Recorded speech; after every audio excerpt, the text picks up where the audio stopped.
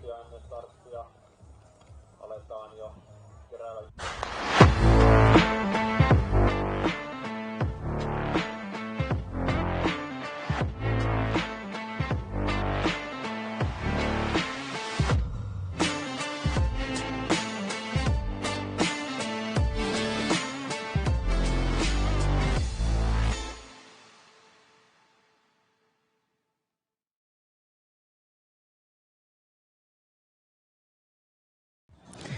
Oikein ihanaa suunnistusiltapäivää kotikatsomoihin. Päästään taas jatkamaan suunnistuksen viestiliigan parissa ja tällä kertaa vuorossa on Esi Jukola.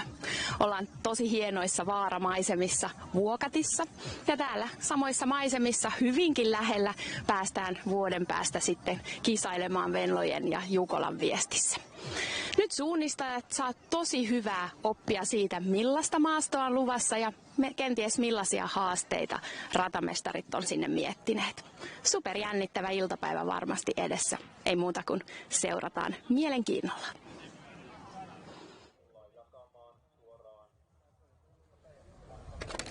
Ja tervetuloa taas mukaan asiantuntijat Tero Föhr. Kiitos. Ja meillä on tosissaan täällä alkanut hienosti päivä, iltapäivä oikeastaan ja aika kesäinen tunnelma, viestiliiga käynnistymässä ja naisten alkaa kello 15, sitten heti perään siinä lähtee nuorten viestiliiga 15.05.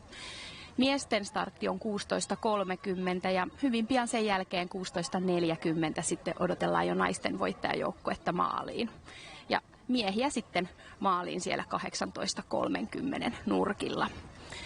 Jännä kisapäivä taas edessä. Jos ihan ekana Tero mietitään tätä maastoa, sitä on nyt joka paikassa kuultu ja on varoteltu ja on vähän lyhempiä matkoja kuin normaalisti. Mikä tuolla Vuokatin metsissä odottaa? Norjalainen maasto. Nyt mennään vaaroille, hyvin raskasta, isot korkeuserot. Jos koko kevät on vähän syttäilty ja Jukola valmistauduttu helpoissa maastoissa tai helppokulkuisissa, niin nyt on kyllä, että jokaisen askeleeseen joutuu tekemään töitä ja kiipeämään mäkeä ja on tiheitä ja välillä kiveä ja kaikin puolin työmiehen ja naisen maasto. Suurta nautintoa. No ehdottomasti. Sitähän suunnistajat haluaa, että maastot vaihtelee, kuka nyt aina samanlaisessa jaksaisi olla. Tässä on naisten viestiliigassa nähty aika moista, ehkä dominointiakin Kalevan rastilta. Mitä sä odotat tänään? No vähän tiukempaa kisaa, että nyt Kalevan rastilta puuttuu pari syömähammasta. Marika Teini, Iida Haapala on poissa ja sitten taas Venla Harju Tampereen Pyrinnön ykkösessä, niin Pyrinnön molemmat joukkueet on kyllä tähän maastoon erittäin kovin. Eli vähän uutta haastetta. Onko vielä muita seuroja, jotka vois tänne tulla omaa lusikkaansa hämmentämään? No uutta, että 3 seuraa on ollut koko ajan kärjessä ja niin on nytkin, että Paimion rasti vielä 3. suosikkina mukaan, niin kyllä se aika tuttu kuvio on, mutta jos nyt vähän sekoittuisi. Jos vähän jotain uutta ja katsotaan, me käytiin ennakkoon kyselemässä vähän tunnelmia Tampereen Pyrinnön naisilta. Ihan koko joukkueellisen verran saatiin haastattelun tunnelmia ja käydään kuulemassa, millä miettein naiset tänään suuntaa tonne metsään. Tampereen Pyrinnön joukkue Venla ja Enni. Viestiliiga taas alkamassa täällä Vuokatissa. Venla, maasto on ennalta, tiedetään, että se on aika rankka, aika fyysinen, mutta matkat on vähän lyhemmät. Miten kovakuntoinen suunnistaja ottaa tämmöisen rankan maaston huomioon? No ihan alkuun niin on lähettävä silleen ehkä semmoista sopivaa vauhtia, ja ehkä turhaa ajattelematta sitä vauhtia, että silleen tarkasti liikkeelle ja sitten ehkä loppumatkasta, jos siellä on mahdollisuutta, niin sitten myös niin kuin lisätä vauhtia, mutta ensisijaisesti just silleen suunnistus edellä. Suunnistus edellä, oikein hyvä taktiikka varmasti. Sitten toinen Venla, sulla on aika hyviä muistoja Vuokatista ja totta kai paljon monista muistakin paikoista, mutta millaista on tulla takas Vuokattiin ja just tänne seuduille suunnistamaan? Aika vähän on tullut kesällä käytyä täällä MM-kisojen jälkeen, että tosi hienoa oli päästä noihin mallimaastoihin ja sieltä kyllä niin kuin on tosiaan varmaan yksi parhaista uran muistoista se MM-viestin avaus ja sieltä hyvin tuleminen, niin mukava fiilis. ihania muistoja todellakin ja varmasti myös yleisölle täällä. Mites Enni, sitten te olette Tampereen Pyrinnön kanssa niin 3. Viestiliigassa. Oletteko te jutellut jostain seuran yhteisestä taktiikasta? Millaisella nälällä te lähette ja mitä te lähette tavoittelemaan? Varmasti nälkää on, kun aikaisempina vuosina on tullut menestystä, mutta ihan ollaan aina yritetty vaan mahdollisimman hyvää joukkuesuoritusta, ettei sen suurempaa taktiikkaa ole ollut. Kohtahan me ollaan sitten viisaampia. Jos lähdetään susta takaisinpäin, uudet kysymykset, ja nyt mä sain vähän apuja nuorilta suunnistajilta. Ja ensimmäinen heiltä tullut kysymys oli, että mikä on sulla special eväs ennen kisaa? Banaani. Mites Venla? Tosi spesiaali banaani. Onko meillä 3. banaani? No mä sanoin, että kahvi. Kahvi, siellä oli yksi kahvin nauttija ennen kisaa. No entä sitten millaiset kisarutiinit on aina ennen kisaa? Onko jotain vakkareita ja kun on tämmöinen iltapäiväkilpailu, niin miten ne muokkautuu? No ehkä silleen ainakin tulee käytyä aamulenkillä, että jos on aikaisin kisa, niin ei välttämättä tuu. Et se on ehkä semmoinen rutiini ja sitten jonkunlainen lounas ja sitten niin kisaan siitä alkuverkon kautta. Niin, ei mullakaan kauheasti eroa rutiinit riippumatta siitä, mihin aikaan päivästä on, että laskee vaan ne ruokailut, että on riittävän monta tuntia syömisestä ennen kisaa. Et ei juuri ennen. Joo, sama, että on itse herkkävatsainen, niin pitää aika tarkkaan miettiä, että syö helposti sulavaa ruokaa. Niin ja siihen se banaani sopii. Joo. Vielä viimeisenä pääsette osoittelemaan toisianne. Mulla on täällä teille tullut 4 kysymystä. Eli saatte osoittaa sitä henkilöä, johon tämä parhaiten sopii. Eli kuka teistä on teidän mielestä se, jolla olisi kovin loppukiri? Vähän eros. Kuka teistä jännittää eniten? Nyt oli aika yksimielistä. Entäs kuka tekee pisimmän alkuverkan?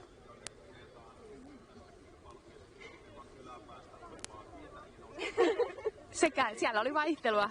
Ja viimeinen tämmöinen kevennys, tämä ei toki koske nyt just ennen kisaa, mutta ehkä kisan jälkeen.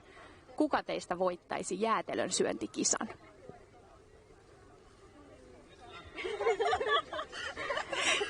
Tsemppiä matkaan, kiitos paljon.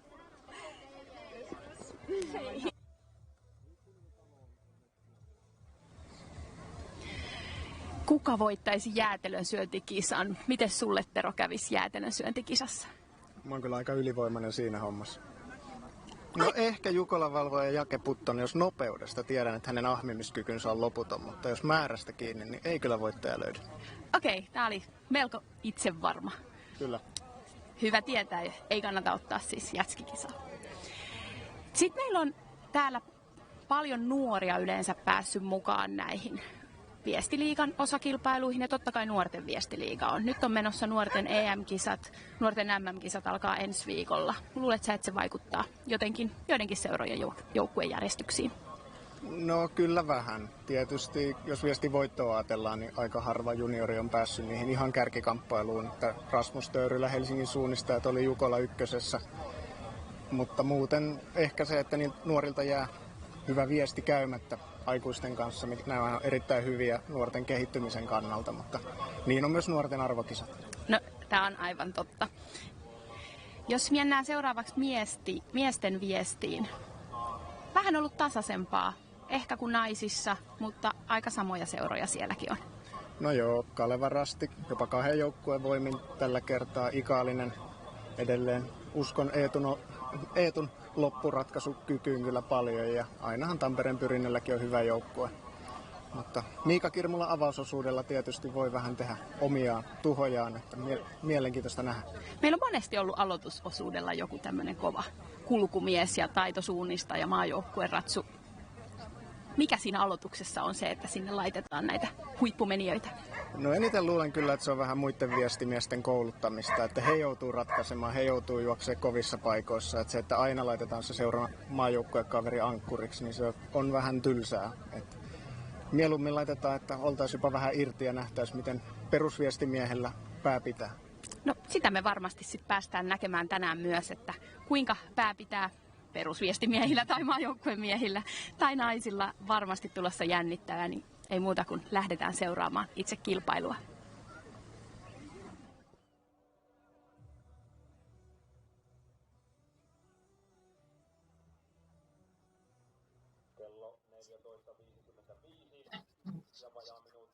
Hello and welcome to EC Jukkola, the pre-Jukkola and Vendla competition for next year. And it is the 5th round of Viesti Liga 2026. So this is going to provide a first look at the terrain here in the surroundings for next year's Kotka Jukkola. We have the women's start in just a couple of minutes, in about 5 minutes, and I can tell you it has been a very similar kind of competition throughout those 4 previous events here, relay events, because we have had Kalavan Rasti as the winner in all 4 of them. We had Päivän Rasti in second place in all 4 of them, and we had Tampere Pirintö in third place in all 4 of them. Of course, as we all know, Kalavan Rasti didn't win the Vendla relay, but they have been the best Finnish team. So the question today is gonna be if we're gonna have kind of a mix here in the results for the very first time. And the team here, Tampere Pirintö, definitely one of the competitors you have to take serious today, starting with Vendla Taula Vuori, probably one of the best first leg runners here in the fields. As you can see here on the lineup, 33 teams. Well, you can't really see that it's exactly 33 teams, but I can tell you, well, not exactly as many as in many of the other relays. That has its reason. We are more north than usual. Many of the other competitions have been more to the south of Finland. It's a bit further to travel for many of the competitors. And of course, it is also kind of a time of the year where we have many of the runners in quite direct preparations for the World Championship. So 33 teams, many top teams though. This is Kalavan Rasti, as I told you, the winner of all the competitions, with Silja Kauppinen. This is kind of a change because we don't have Ida Haapala or Marika Teini in the team. Päivän Rasti then, starting with Milja Vätäjä. And Tampere Pirintö, as mentioned before, Vendla Taula Vuori. Those the top 3 teams throughout the competition so far. This is a Rasti Karhut, also a strong team in the relays, starting with Mira Kaskinen. They have had good results as well, of course, throughout this season. This is Kalavan Rasti's second team, also gives you kind of a bigger picture how good their relays have been so far. Their second team is ranked 5th in the overall standing. Suunta Jyväskylä, starting with Selma Mäkäräinen. And with BIP number 7, the team from Helsinki, Helsingin suunnistajat, Manja Harjamäki on the first leg. Which is going to be about 35 minutes for the women. Espoon Suunta, start number 8. And we start number 9, Eska Kangasala, Ulrika Uotila, first out them. And of course, as you can see here, and many of the Viesti Liga competitions have 3 legs. One other team to highlight, Tampere Pirintö's second team, Anni Hanpeat. They have a strong team, very experienced runner. Then on the last leg with Saila Kini, here we have all the runners lined up, 33 teams all ready to start into the forest.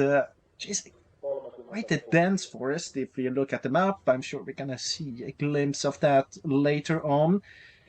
Just a couple of seconds now. You can see everyone has gotten their map and prepared now to head into the forest. is, as usual, a nervous situation for the runners.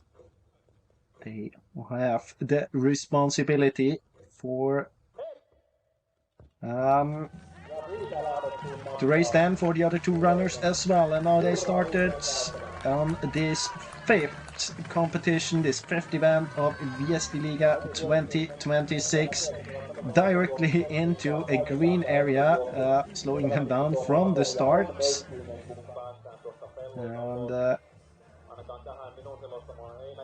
here we have again the first leg runners, the teams here, 33 teams. Kalevan Rasti with start number 1, 400 points in the relay league so far. You can't have any point more than they have. Kalevan Rasti in second, and Tampere and Pyrinto. So this is also the overall standing in Viesti Liga 2026. Everyone sitting inside and kind of enjoying to not having to be outside, because it is very, very warm in many places in Europe. It isn't really here in and around Vuokatti. It's around 20 degrees, so very, very convenient for the athletes to run here. Perfect conditions for orienteering for a relay this Saturday afternoon in end of June.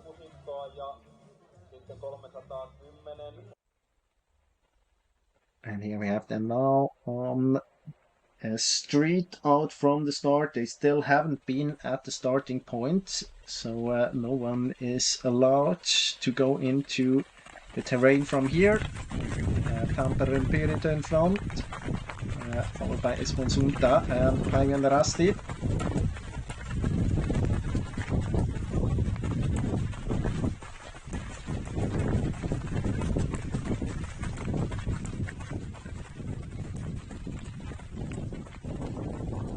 The lineup for Kalevan Rasti: Ilya Vetaja, Ami Nyman and Tulia Wiberg.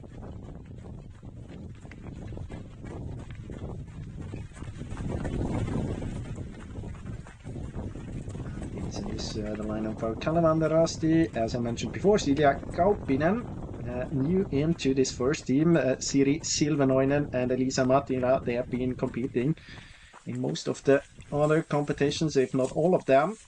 And then Esponsunta, you can see there, Lisa Raseka on the first leg, Venla Tikkanen on the second one, and Silva Kempi. And you can see on the left as well, it is very dense here in parts of the forest. For everyone following other Viesti Liga competitions, have been following earlier this year, mostly in very, very nice terrain with open forest and bare rocks. It's not exactly like this today. It's going to be a bit more like this here with green bits, quite many slopes as well.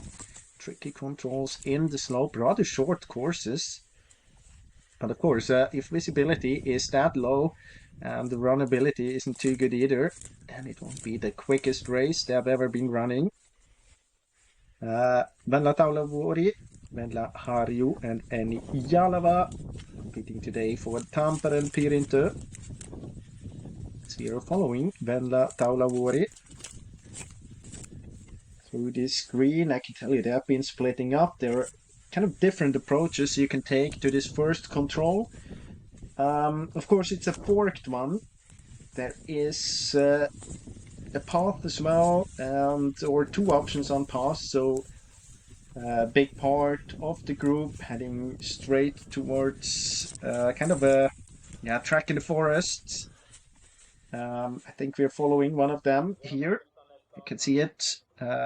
Different approaches. The northern group with Arastikua route and Pojantetti going to this path in the northwest. Most of the others on this, let's say track there to the south, following this one. To control them, the forking system is exactly in the beginning of the slope, so you have to be very, very careful.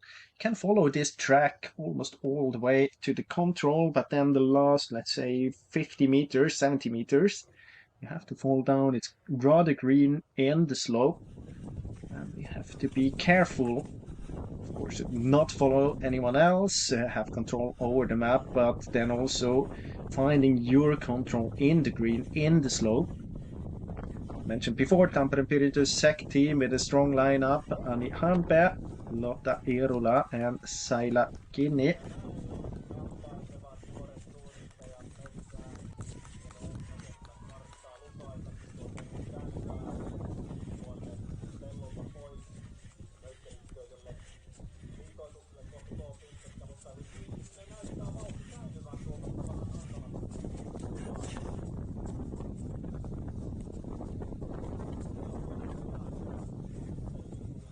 So we are following Kalavander Rasti on this track. To the north, here you can see the forking system for the very first time. You have an A, B, and C option. I would say it's the B option. Now you can't see it anymore, which is the easiest one because you can follow the track and keep direction all the way to the goal. Not all the way, yeah, but makes it very much easier to the control. The other ones you have to drop down quite many cracks around you, so you have to be a bit more careful within the circle. I'll try to keep you updated about any possible mistakes here. You can see Tampere Pirito going to the left. That was the second team of Tampere Pirito following Paimi and Rasti there. We have Esmon Sunta, Rasti Karut. You can see they are slowing down. This is going to be interesting. Don't really know which control the different teams need. One of the teams definitely would need to go to B as well. It's totally impossible that no one has this one. Many of the teams having towards the A control. Many of the teams now changing direction. So either they are at the right control, or then they try to figure out where to head now towards their own control. I would have suggested, if you have B, follow the track, then kind of the spur from that hill to the control into this wide area, and from there to the control. Bit unnecessary to go to the A control and pass this one in order to get to B. Almost no one, if the GPS is right, has been down there at the C option. Be interesting to follow if any of the teams have to go back then. Looks like Espan Sunta, Yveskila, and Kalevan Rasti might have had C option. Kalevan Rasti, I don't think they are in the picture here. I can see them on my GPS. Can see them in the picture. She's hesitating a little bit.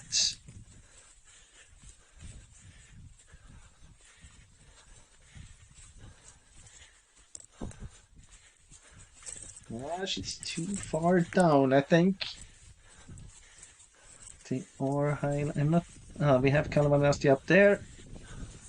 They are in the screen.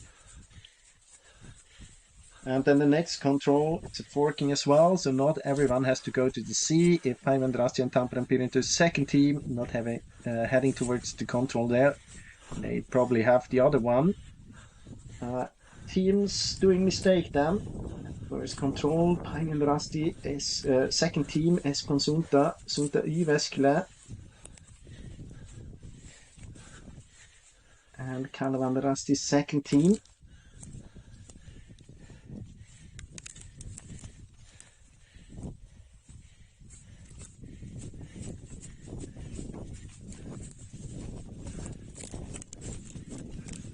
Now you can see it's a bit more open when you leave this area from the first control towards the second one. Again, almost no one of the top teams heading to the C option. Lets me think that probably most of the teams with the C option at the first control did a mistake. And see there, Helsingin Suunnistajat still looking. Kalavandrasti's second team, Sunta Jyväskylä Lynx, Päivändrästi second team, and others.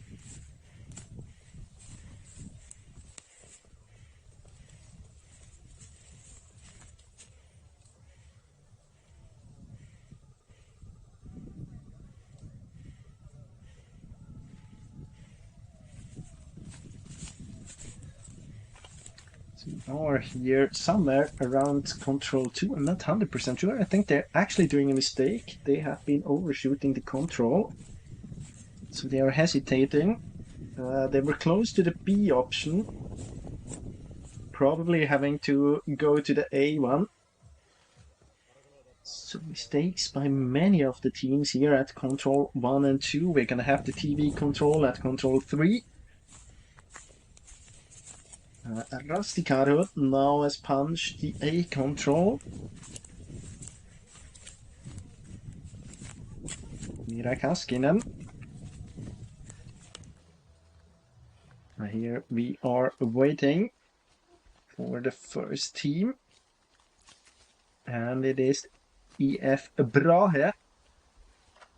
Not one of the favorites for today's race, but a good start for Laura Portin, followed by Rusty Karhut, Mira Kaskinen. As I mentioned before, then we have other teams here. Rusty Karhut's second team, Wilhelmina Liuksiala, Tamperen Pyrintö, Pojan Tätti, KV, Kalavander Rasti, Paimian Rasti, Tamperen Pyrintö. Second team, Kangasala, Lappen Virkia.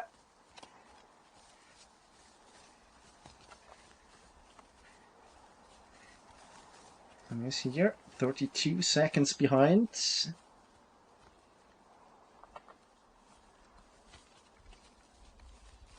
This is Rastiusit.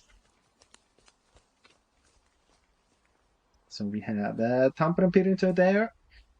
Looking at the favorites, before Calvan Rasti was there, and Paimian Rasti was there as well. They are all within about 7 seconds, the three favorites for this relay. Now we have 57 seconds on the watch.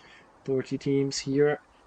Last one to punch was Jenny Ovaska, Calvan Rasti's third team.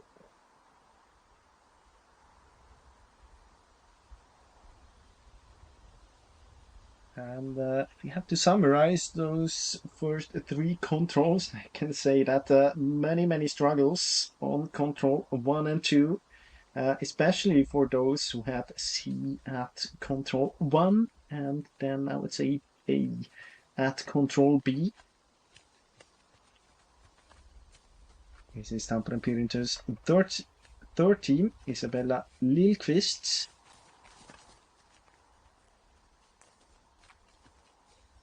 And Lappen Riento. Second team, Elina Ruotsalainen. Espoon Suunta, Lisa Raseka. Paimian second team, Evelina Hirvonen. And then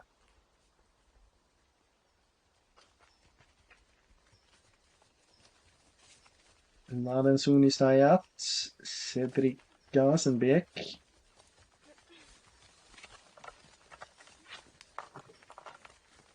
So 20 teams now, 2.5 minutes.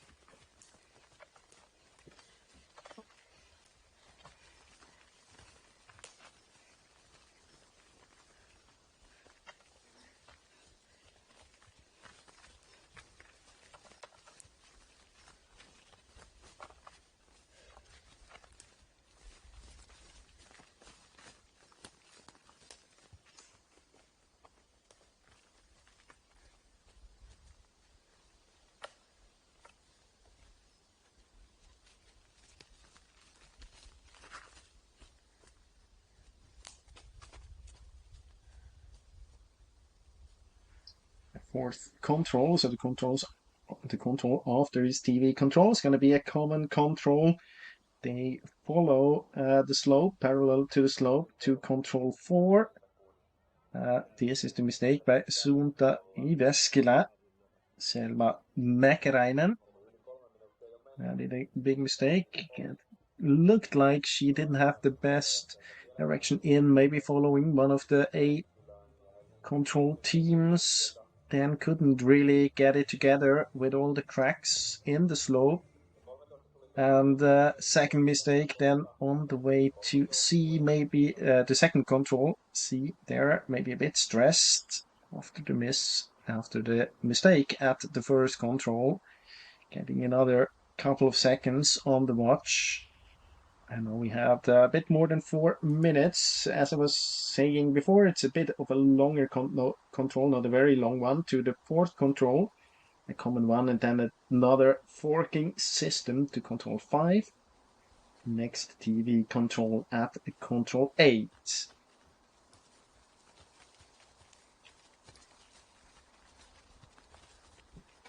First teams have been punching at control 4. Looks like Kalevanrasti is still in the lead.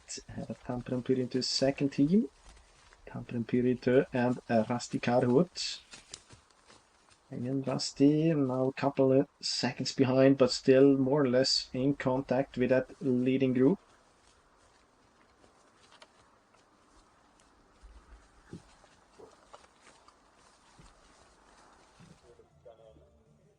That's the replay. This leg here parallel to the slope. Many of the teams decide to stay at the vegetation boundary. Follow it here, gives a good help then. It's almost a line feature, or it is a line feature towards control 4. Makes it easier to keep height. Then you have the track there before the control as an attack point when you're at the correct height. Makes the control a bit easier. Then 5, this actually is a forking, already part of the forking. So 2 of the options, E and F, they have the short one.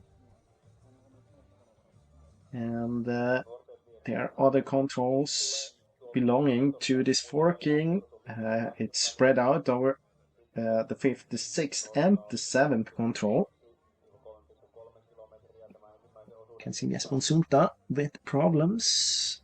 Don't really understand it. I mean, you can see that she's kind of following a semi-open area. Now it looks maybe more clear on the map, because the green there, when you have this vegetation boundary, might be an old area where they had cotton area. Where it was a cotton area.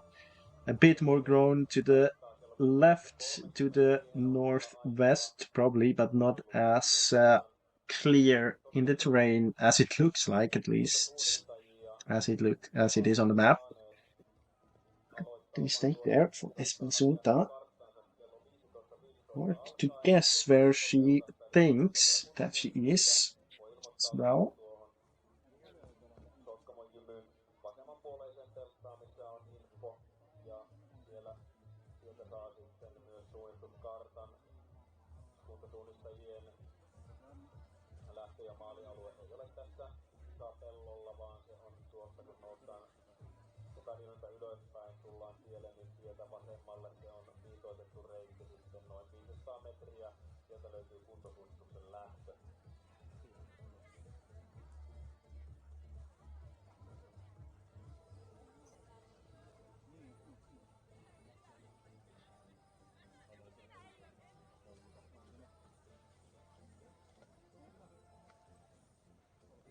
Many of the teams top kind of aiming for the path there, even though Kalevanrasti a bit more south of it. Well, didn't really get out where they thought they would. You can see still very dense forest here. This is Tampere Pyrintö.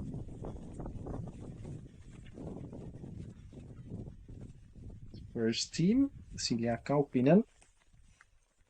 We had Kalevanrasti a couple of meters before. Here she is. Sorry, this is Silja Kaupinen, of course. Tampere Pyrintö Venla Taulavuri. Kaupinen was a couple of meters ahead, then didn't have the perfect direction out. Missed this path, decided to take the corner, run all around it to get this line to the next control. And you can see it if you look to the left and to the right. It's totally understandable. It's quite dense forest, old cotton areas or old areas with fallen trees. On the top of this hill then, quite shortly after it, they will head into a forest again, where it is a bit better runnability. Still looks as if every now and then visibility is low.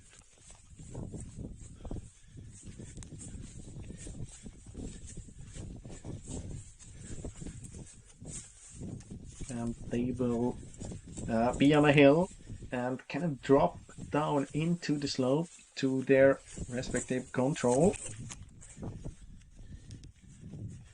Quite a challenging one, actually.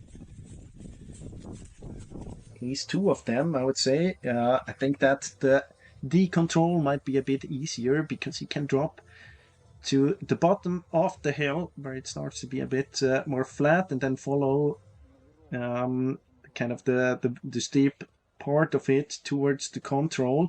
Also have the hill then if you in your running direction to the left if you're a bit too low. But if you have the F or E control, you have to be very, very careful. Of course, you have this re-entrant guiding you, but the control itself just behind a small green area, so you won't see it from far ahead. Interesting now, you can see that Tampere Pyrinto heading more towards the F option. Kalevandrasti turning towards D. Over the hill here. And visibility, as I mentioned, not very, very good, even though you still find parts in between the greener bits. Where you can see a couple of meters, it's not totally dense. She's close now, she has to be careful to not overshoot it. I think the control is more to the left. It's just gonna be a bit of a risk. She will head into a re-entrant. Small re-entrant. Now I guess you will be helped by those cracks and stony bits, especially a re-entrant on the other side. Watch it right, now she heads back. This is gonna be a mistake about... She gets the control now without any problems, 40 seconds, you can see it here. She was a bit far to the east. Meanwhile we had Päivinrasti and Tampere Pyrinto second team without any problems. Tampere Pyrinto at fifth control, they plunge there as well. Virkia at control F. Rasti Karhut. No one so far has been heading to the E control.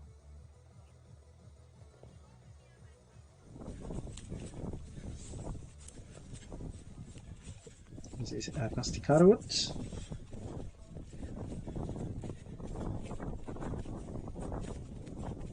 Second team, Wilhelmina Liuksiala.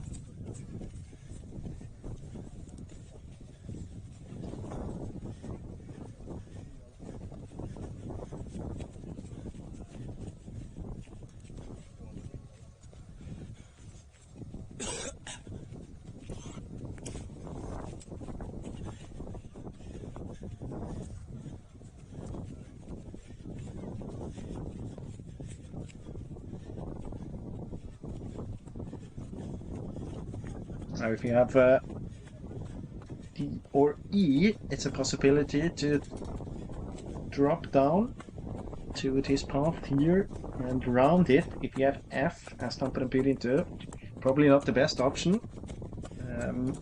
But we have, this is Tampere Pyrinto's second team, so that's not the team I'm talking about. They do it perfectly.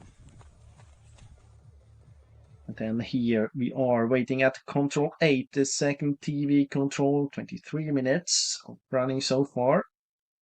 And we are waiting for the first team. We are waiting for Tampere Pyrinto and Venla Taula Vuori. Made a good second part here. And of the GPS teams, she seems to be the first one. There's no team without any GPS. We had Jeppe Brahe in the lead at the first TV control. Now it's one of the favorite teams. It is Tampere Pyrinto's first team, Venla Taula Vuori, 24:16. And let's see how big the gap is compared to the competitors. We are waiting for Päivinrasti and Kalevandrasti, the big names, but also other teams. Lapland Virkia, Rasti Karhut, Tampere Pyrinto's second team. They all should be here within a couple of seconds. Here we have teams. And seems to be Lapuanvirkja, head of Päivi and Rasti. Rasti Karut's second team, and Kalevan Rasti. Here we have Tampere Pyrintö's second team, and Rasti Karut. So the gap 40 seconds between Tampere and Pyrintö and Lapuanvirkja, and then another 11 seconds from Lapuanvirkja to Rasti Karut. So a group of 6 teams chasing Tampere and Pyrintö.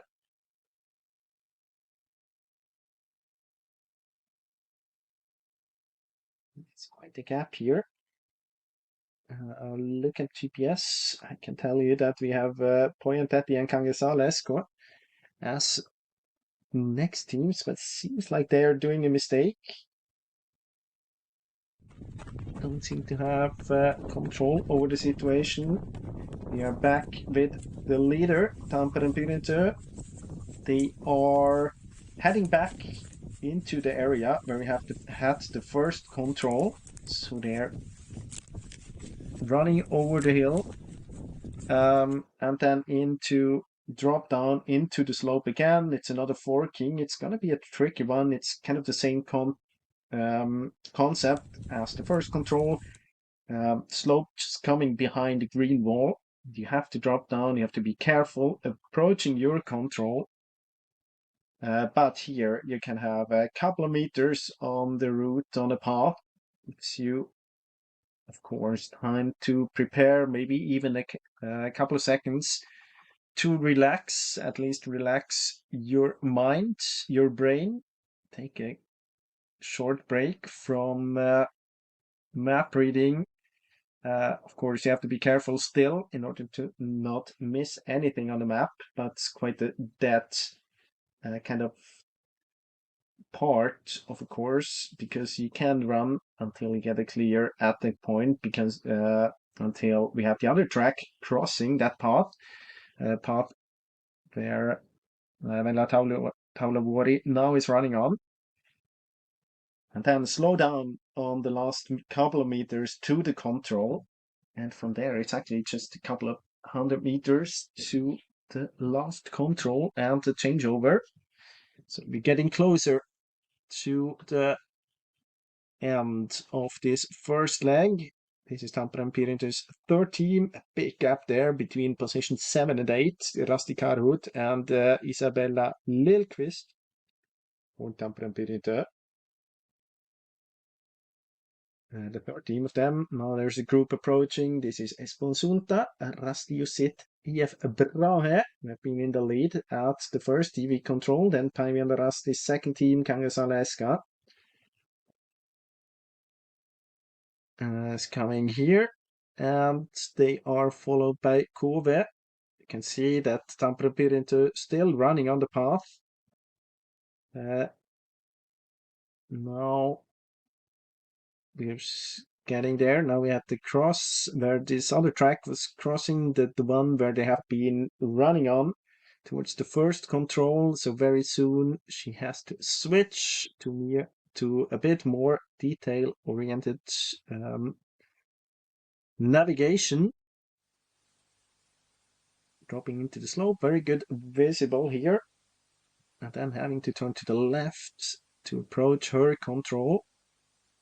And again, visibility not perfect, but by following the path a couple of meters longer and dropping down on the path, she could round the biggest of the green areas.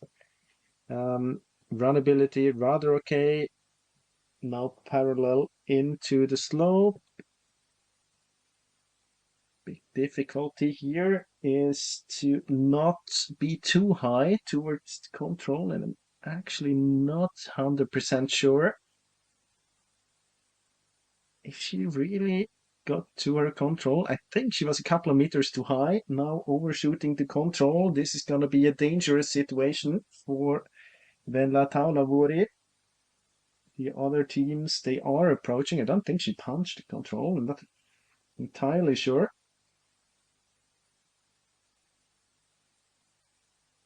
Here she is. No, she's hesitating. She's too far. She has to go back. She's about 5 meters too high. And let's say 50 meters too far. Yeah, she really has to turn. Not turned back yet. Now she's on the right height. But she is too far in the slope. The teams behind, they punch the control, Päivi and Rasti. So now we have a change in the leads.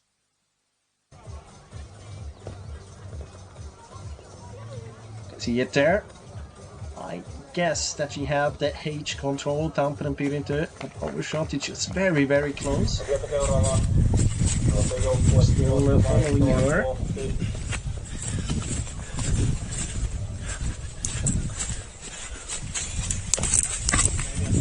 Start to doubt if she hasn't punched the control, because otherwise it's a huge mistake. But she's still hesitating. No, she doesn't have the control yet. She should be. I mean, maybe she has cheat control, and then it's a bit more. It's a bit easier to explain. But otherwise, she has been such a long time, such a big distance in the slope. She was coming from the path there, so if she has the H control, it's only about 50 meters from the path. She has done more than double. So probably she's heading to the cheat control anyway.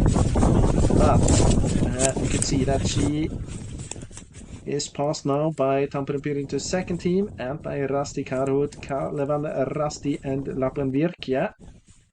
Päivi and Rasti on a rather special way to control 10. Let's see if it's paying off.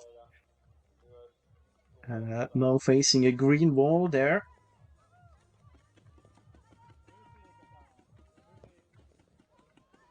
Venla Taulavori punched control 9 as well, trying to close the gap to Kalevan Rasti, of course, if she can keep contact with Lapland Virkia and Kalevan Rasti. It's not that big of a damage that happened, but it's gonna be Rasti Karhut and Tampere Pirintö's second team first at the second to last control.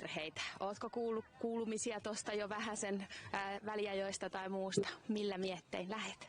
No en ole kyllä kuullut yhtään mitään oikeastaan. Kuulin vaan, että Silja tulee hyvin ainakin johonkin väliaikaan, että ootan toiveikkaasti kyllä.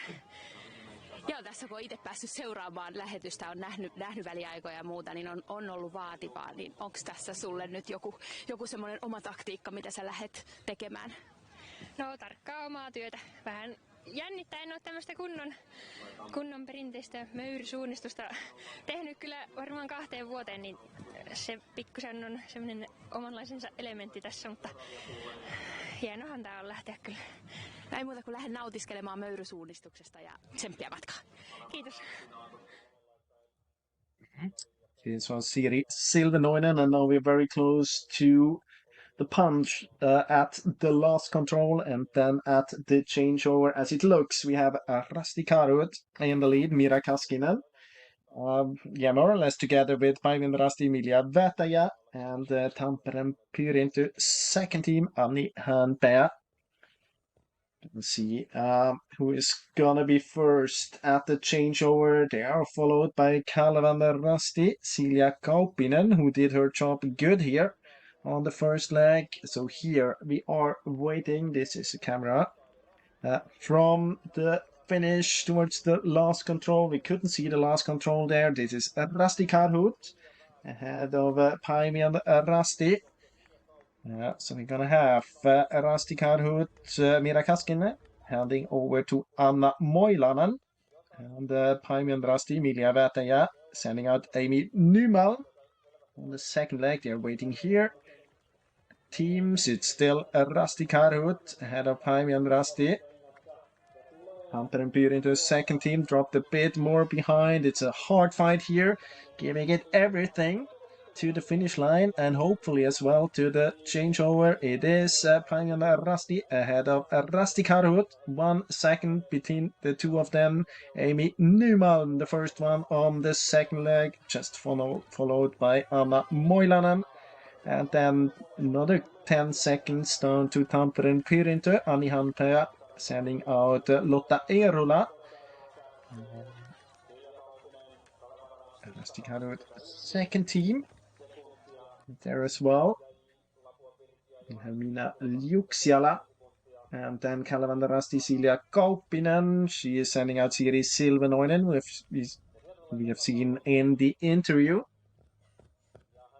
So to summarize a bit, Tampere Pyrintu then, can see it here, 42 seconds behind, did quite a big mistake at the third to last control. It lost about 2 minutes. In the end, just 42 seconds to gap, but had the chance to send out Venla Harju in a very, very good position. But back again to summarize, quite many tricky controls, especially in that green slope. We have seen mistakes by almost all of the teams, and we can say that the fight between the three favorite teams, the three teams that have been top three in all of the competitions in Viesti Liga 2026, the fight is still on, all of them in this leading group within 42 seconds.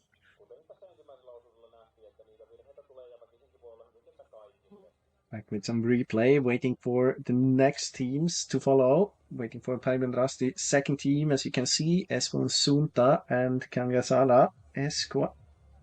Nuorten viestissä 11 joukkuetta on käynyt ensimmäisessä vaihdossa, sillä UKs Rian johti viestiä siinä vaiheessa. Naisia on nyt ensimmäiseen vaihtoon tullut 7 joukkuetta. Ja nyt on ollut jo tässä pitemmän aikaa taukoa, ettei ketään ole tullut eikä ole vielä edes tuolla viimeisessä väliässä, eli viimeisellä rastillakaan ollut.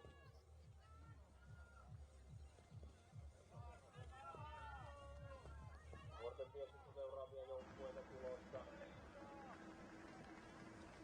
Sitten kohti vaihtoa. 3 joukkuetta siellä on. Espoon Suunta on the way to the changeover. Liisa Rasaka.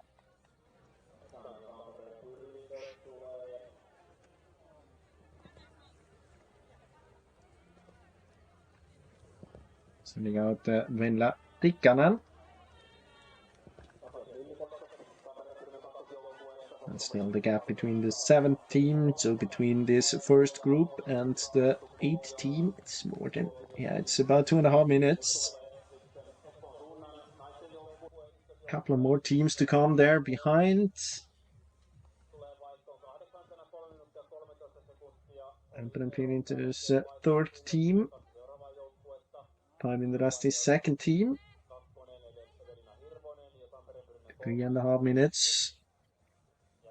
Goes 2 teams, Evelina Hirvonen and Isabella Lillqvist. 10 joukkuetta nyt naisissakin käynyt jo ensimmäisessä vaihdossa.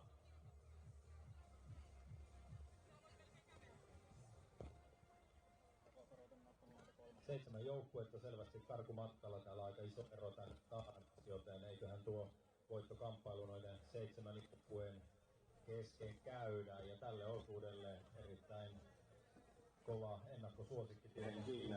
Venla Harju, vaikka tuossa toisessa Venlalle tuli matkassa hieman tänne, niin eiköhän tuo Tampereen Pyrintä tuolla korkealla pysyy. Onneksi olkoon. Tiukan väännön jälkeen täällä on aloitusosuuden 3 kärki. Milja, Miira ja Anni. Tässä vähän kun kuuntelin teidän keskinäistä kommentointia, niin on ollut vissiin aika rankka. Kerro vähän Milja, millaista siellä oli? No joo, oli rankkaa fyysisesti, mutta kyllä ehkä enemmän vielä se peitteisyys ja toki ehkä maastotyypin tavalla erilaisuus, mitä nyt tässä vaikka alkukausi on Jukalaan tähdätty niin tosi päivästässä, niin kyllä se aiheutti haasteita varmaan jokaiselle. Tuntui, että siellä niinku välillä oli aika kaukana, että teki virheet, mutta sitten muutkin tekijät sit sai kiinni. Et tosi paljon vaihtotilanteet piti vaan sieltä jotenkin sitä, että nyt mä vaan etenen ja toivon, että niinku, tavallaan ne riittää. No kun se just mitä me nähtiin tuossa kun seurattiin, niin että koko ajan oli vähän niinku uusia hahmoja, ekas väliaikaisen eri ihmisiä ja miten sitä pystyy keskittymään, kun ei oikeastaan tiedä, että missä kohti mä menen? Niin, no sen voisi joku mullekin opettaa. Sitä tässä vähän ehkä mekin niin kuin, pyritään aina oppimaan paremmin. Et siis totta kai sitä pystyy niin kuin, valmistautumaan mahdollisimman paljon eri tilanteisiin niin mentaaliharjoitteluun ja muulla, mutta kyllä mä ainakin myönnän, että se ihan vie siis erityisesti mut henkilökohtaisessa kisassa niin tosi paljon niin kuin, mieli tuottaa semmoista kritiikkiä ja pitää jotenkin osata sivuuttaa se ja olla vaan silleen, että nyt mä oon keskity siihen, mihin mä voin vaikuttaa. Älyttömän hyvät ohjeet, kyllä. Mites Mira, tuossa kun etukäteen teitä kuvattiin lähtörivistössä ja sitten siellä Saarinen kysyi Fööriltä, että kenet laitat tulemaan ekalla, niin Föörinen sanoi, että mä sanon Mira Kaskinen. Sieltä tuli sulle pointsit. Oliks tää nyt se sun maasto ja sun juttu tänään? Tää ei ole yhtään mun maasto, niin mulla on ihan eksymiseen asti melkein näytöt viime kesältä tosta puoli kilometriä pohjoisempaan, et onneksi ei sinne menty uudestaan. Eli maasto oli parempi? Tai taito oli vähän parempi, tai sitten se oma maltti. Eli aika varman päälle täytyy tänään ottaa. Ihan varmasti. Ihan sama kysymys kuin mitä oli Miljalle. Miten sä pystyit? Sä menit yksi rasti kerrallaan vai mikä oli sun taktiikka, kun sä näit, että ihmisiä tulee, menee, kaatuu? Ja itsekin kaatuilin ja jossain kohtaa ihan ei sitten itseensä pystynyt luottamaan, että ennen ekaa väliaikaa tehtiin aika iso mutka ja meni aikaa saada kiinni, vaikka mukamas ensin hahmotti, että nyt ollaan tällä rinteellä ja ei se vielä onnistunut. No, tästä on Jukolaa vielä vuosi aikaa. Mitäs ajatuksia sitä kohti? Vielä pitää treenata, mutta lisää. Hieno Jukola varmasti tulee. On tulossa. Mites sitten Anni, sulla on tosi paljon semmoista meriittiä, että sä oot hirmu taitava ja varma suunnistaja. Oliko se tänään kanssa semmoinen fiilis iteltä, että kyllä mä tän hoidan? No ehkä mulla oli semmoinen oloinen kisa, että tämmönen mönkiminen sopii mulle. Mutta kyllä mua noi rinteet tuolla pelotti, että on tullut vedettyä tämmöisissä maastoissa aika pahasti pitkin mettiä. Mutta tuossa matkaa kun taitettiin, niin tuli ihan hyvä olo siitä, että aina välillä joku säntäsi tuolta eteen ja toinen tuli tuolta eteen, että ei tässä auta kuin vaan niin mönkiä tätä omaa, niin kyllä tältä jotenkin tullaan pois. Niin sieltä rastit kerrallaan selkeästi tuli vastaan. Tää näyttää nyt teidän joukkueelle ihan superhyvältä. On tosi kiva seurata nyt viestiä ja jännittää. Kuinka käy, ei muuta kuin pidetään peukkuja. Kiitos.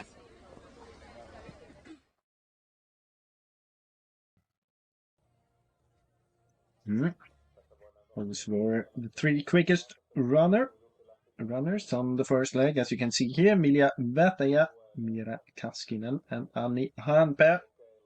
All three of them within 11 seconds. But we also know that the Venla Taulavuori was the quickest for quite a big part of this first leg, or let's say at least for the middle section from the first to the second TV control. She was able to open a gap which she lost then again at the ninth control. Okay, take a look at the running times. 34, expected 35 minutes of running, so that was a very good guess or expectation by the course planners. Probably getting a little bit quicker then throughout the competition, because when it is a bit green, especially around the second control, it will be track up a little bit. Maybe we'll get a bit of help, a bit direction towards the controls. Different approaches here. Lapan Virkiä going a bit more around towards the first control. It is exactly the same forking, of course, as we had on the first leg. Paimen Rasti adding a bit more north, but basically the same route as the other teams. From the first leg, we know that many teams that had the C control struggled a little bit. Looks like Paimen Rasti has this one. I can kind of understand it, because it always when you run down a slope, you want to be really careful to not drop too far, of course, because every meter you go too far, you have to climb up again. Here we are at TV1 at the third control, so after the forking system, and we have one team again in the lead, and it is Tampereen Piirintö. It is Venla Harju, very experienced. I'm actually not surprised that she manages to get into the lead here in this tricky first part where you can use your experience, of course. And Harju, it's the first time she's running for the first team. No, yeah, except for Vendla then in VST Liga 2026. So one of the runners often skipping those VST Liga relays. Siri Silvenoinen for Kalevandrasti then 20 seconds behind, and Amy Nymalm for Päiviandrasti. So we have again the situation that we have those three teams, Tampere, Pirita, Kalevandrasti and Päiviandrasti in position 1, 2 and 3. And then we have Tampere and Pirita second team in 4, all 4 of the teams within 40 seconds. A very good start there for Vendla Harju. Next teams to come. Well, we had the Rasti Karhut and Lappenvirkie in this leading group as well at the changeover.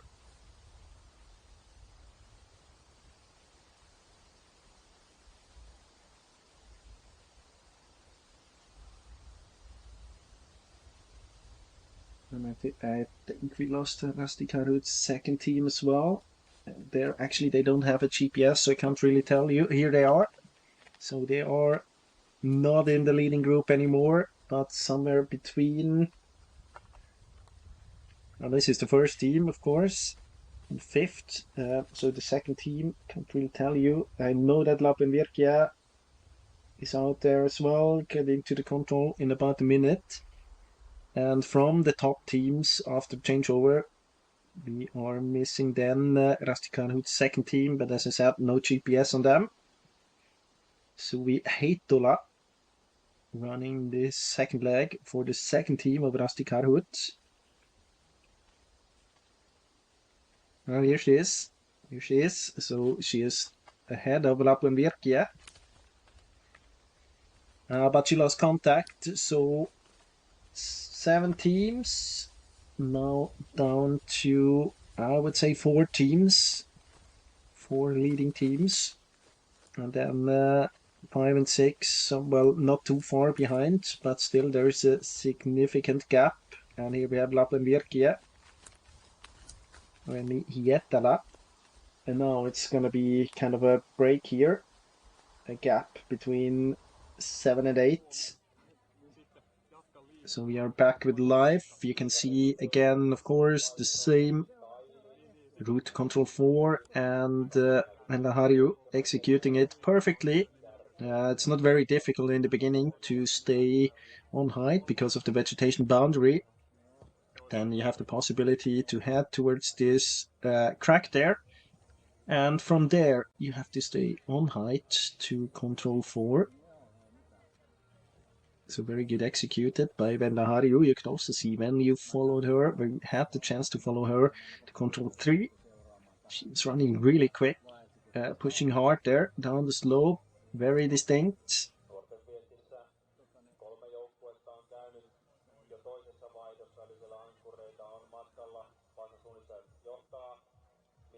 Now after control 4, it is a forking again.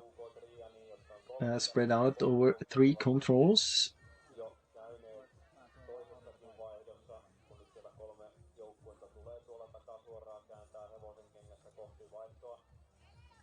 Don't think that this 5th control that we see here in the screen will cause too much of damage. Just run on the spur, drop behind into the re-entrant, and well, if you have an idea if you're too far to the left or to the right, you can just run into the other direction.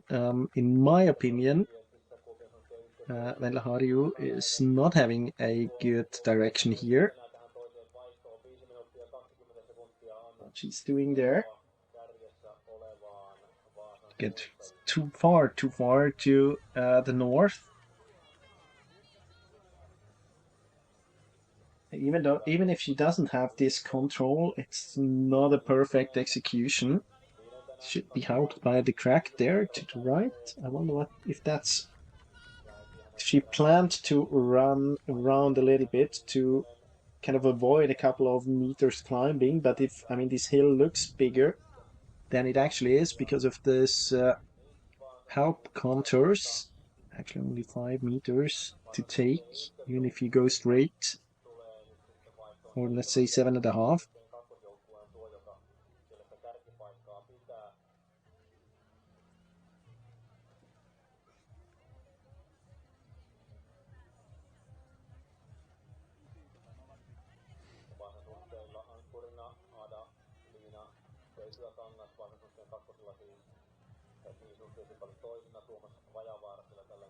Yeah, you can see she loses time here.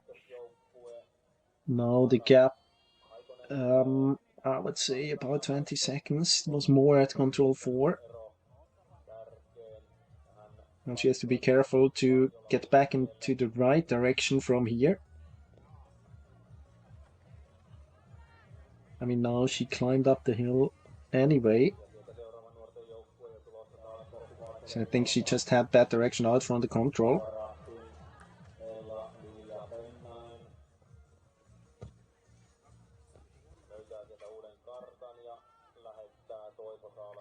She managed to keep the other teams away from her. Now direction looks good towards the path. On the way to the next control. Definitely didn't have E or F. Here she is. Now we can also see the sun here. I can say it again.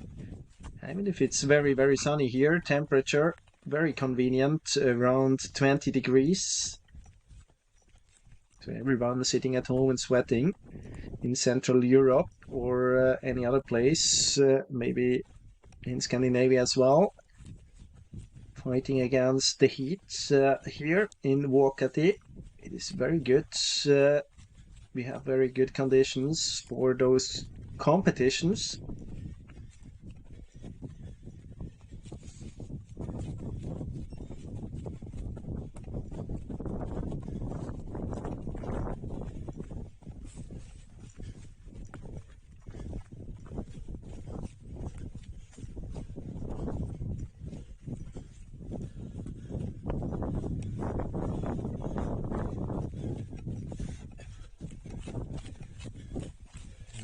Venla is running the second leg at the Venla.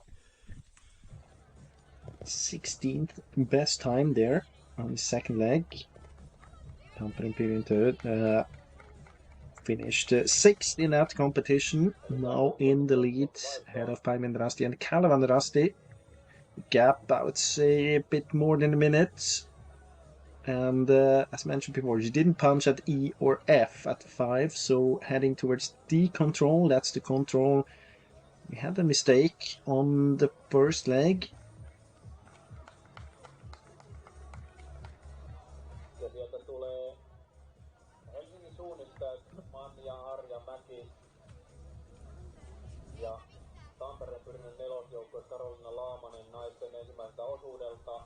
joilla 30-31 ja ero kärkeen on 18 minuuttia 16. Here are the chasing teams, Päivändärasti and Kalevandarasti, Amy Nymalm and Siri Silvenoinen.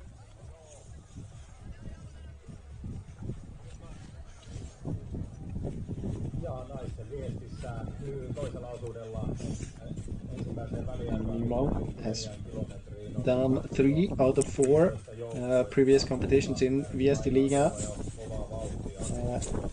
Running first, second leg in Viesti Liga 2 and 3, and then the last leg at Venla. Good results all the time.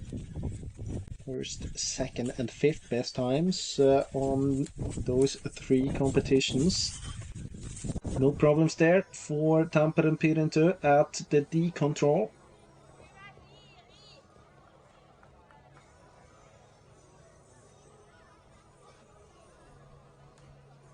Or at least if she has been at the control, why is she climbing? Probably hasn't punched yet, so there are problems for Venla. She's very close. Now I think she gets control again. Here you can see now if you have the D control, of course you can go down on the path as we've seen on the first leg. We are back with Kalevandrasti and Päiviandrasti.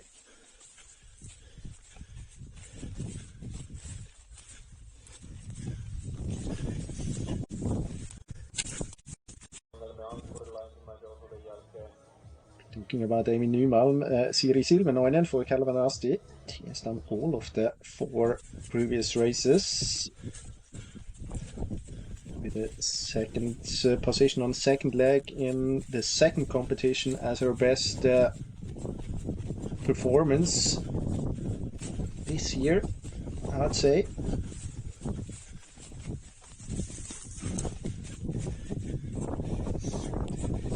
And now it's interesting, we have all the top 3 teams heading towards different controls. Kalevandrasti, not sure about the direction there. It's good, we can follow her in the split screen to the left. Siri Silvenoinen, and she's a bit far to the right, as it seems.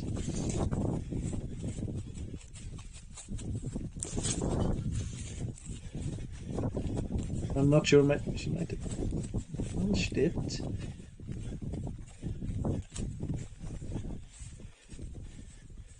Oh, she's hesitating.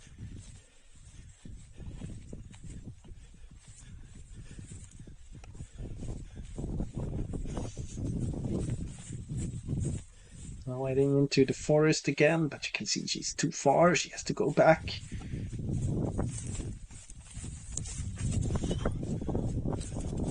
And now she's gonna lose time here. Siri Silvenoinen.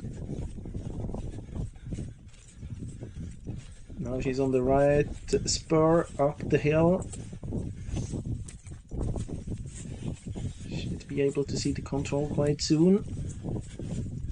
There it is. Yeah, but the gap now, I think she lost about 45 seconds on this control. You can see Tampere Pirintö with a small mistake. She was using the path to her control and then overshooting it a couple of seconds as well. But definitely Amy Nymalm for Päiviandrasti much closer to Tampere Pirintö compared to where they have been at the previous control. And control 8 is gonna be the second TV control, so there we're gonna have a split time. Last time we have them in the picture, we had a gap of 20 seconds between Tampere Pirintö and Kalevandrasti. It was 33 compared to Päiviandrasti. Here we have Venta Harju, 57 minutes and 25 seconds, still in the lead as she was at the first TV control. And now let's wait for Amy Nymalm and Päiviandrasti. As I said, the gap was 33 seconds. It's less now. It is 26.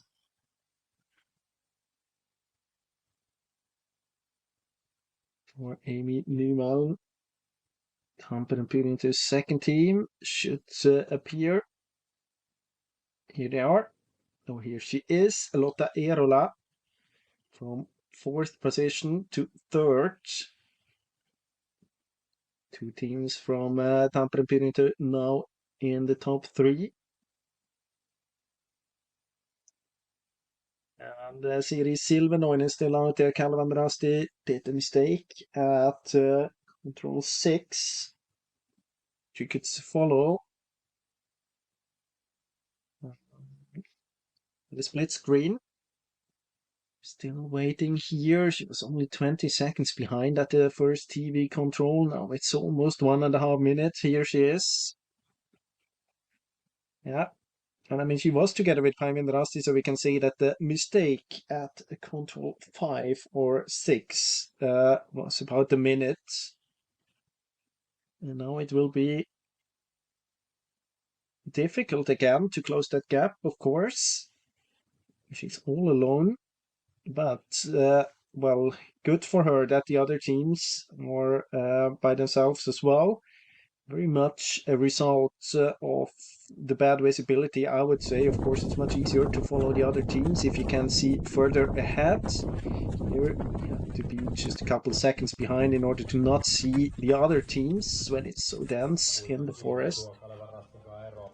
We're back on the long leg, 8 to 9, where you change, well, the side of the hill from the northern part to the southern part again into this area where the first control has been, a bit further to the south or southeast.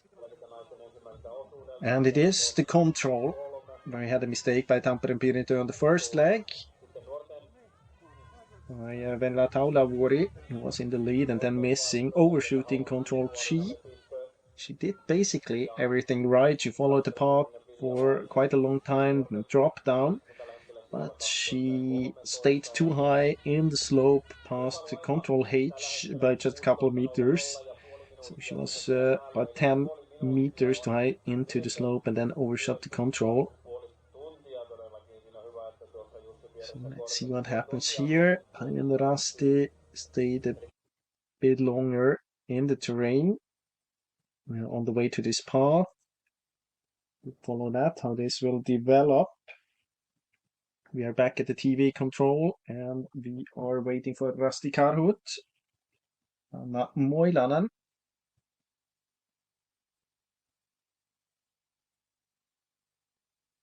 Ouch there, 3.5 minutes behind. One of the teams that started within the leading group started actually ahead of Tampere Pirintö. Here we are following Venla Harju. And a gap now, about 20 seconds. So probably better execution. Out from control 8, the gap was 27 seconds at the TV control. And now it will be interesting to follow. We know from the first leg that Tampere Pirintö, they had G there. She has to go to H here. You can see that she slows down, takes it very, very carefully into the green. Of course, you want to be 100% sure where you leave the track when you head into a green area. Crosses the crack. Through the green, we could have followed the path a bit longer and in order to round this green area and then stay on the height to control 9. Probably trying to get a glimpse of this green bare rock just before the control where she is at the moment. Yeah, I can see she's looking around here, hesitating. Päivi Rasti now very, very close. Probably soon able to see her. Yeah, Harju hesitating, coming back here. She's a bit too high, as you can see on the GPS. Be interesting now to see if Päivi Rasti hesitating as well. Here they have the control, but you can see Päivi Rasti ahead of Tampere Pirintö now. Maybe Nyman executed this control better than Venla Harju, and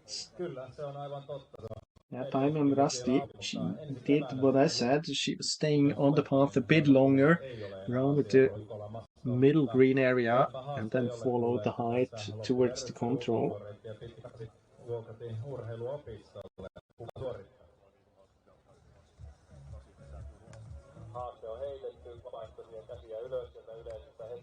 And I wonder, because Päivi Rasti now hesitating a lot out there.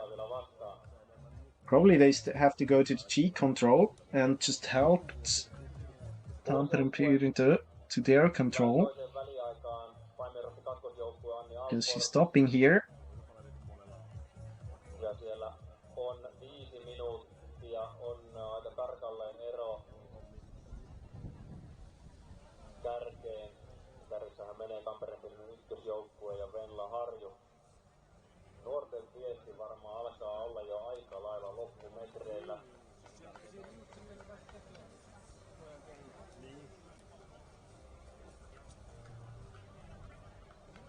Päivi Andraste needs to cheat control.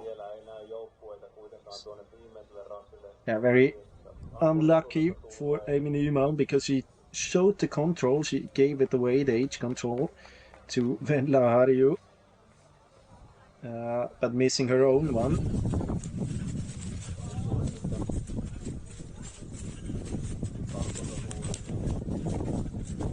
So now again looks gap has been closed between Tampere Pirita and Päivi Andraste, but opened again directly at control 9. Behind Kalevan Andraste, I would say. Sarjan kärki on ollut jo yli parikymmentä minuuttia matkalla ja tuossa kuitenkin osuusasioissa niin This is Jalava waiting for Venla Harju and for the changeover. Mutta niin varmasti tulee maaliin aivan kohta tuo 16 sarjan keula. Tässä yritämme kollega Jussi ja Taiman kanssa. Has been running the last leg on the second and third competition, and also at Venla, second and third competition, she had the best time and the third best time, so a good anchor woman. And Jalava for Tampere Pirita. And we are waiting at the last control because here we have Venla Harju. She made it very, very clear from the beginning, from the start, that she wants to run all alone in the lead here on this course, open the gap early. Was all alone at the third control. Had a couple of mistakes on the way, but in the end, now she manages to send out the anchor woman for Tampere Pirita, Annie Jalava, in the lead. And the question is how big the gap is. Well, it will be more than a minute because Päivi Andraste is not the best direction out from the second to last control to the last control. But let's take Venla Harju to the finish. 1:06.38, and you can see she was running out in 7th position, now in 1st. Venla Harju, great run here, not without mistakes, but a very solid race and especially very good speed. And in the end, a bit lucky at control 9 that Amy Nyman showed her the control. And I can tell you, at the last control now we have Päivi Andraste almost together with Kalevan Andraste. Here we have Amy Nyman, and she will send out Tulia Wiberg. And Kalevan Andraste then. Siri Silvenoinen will send out Elisa Mattila. Malmö looked very, very strong as well. Was getting closer and closer. From, let's say 5th, control 5 to control 9. She was in contact with Venla Harju, but then, as we have seen, the mistake was at the wrong forking. Very similar to what Venla Taulavoori did on the first leg for Tampere Pirita. And here we have Päivi Andraste and then Kalevan Andraste. So still, it is the fight between the 3 top teams, Tampere Pirita, Päivi Andraste and Kalevan Andraste here. This is Elisa Mattila for Kalevan Andraste now, chasing Jenny Jalava from Tampere Pirita and Tulia Wiberg from Päivi Andraste. Next team to the changeover is going to be Tampere Pirita's second team. Mutta Irola, she will send out Saila Kinni.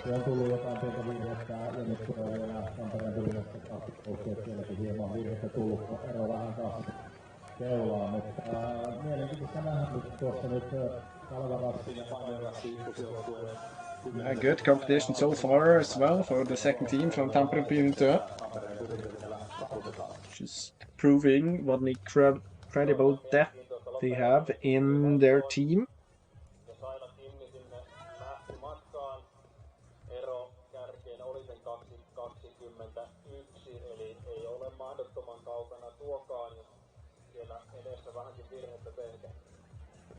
Ja miten oli Sailan mukaan, niin toi Saila matka pahisrinteeseen.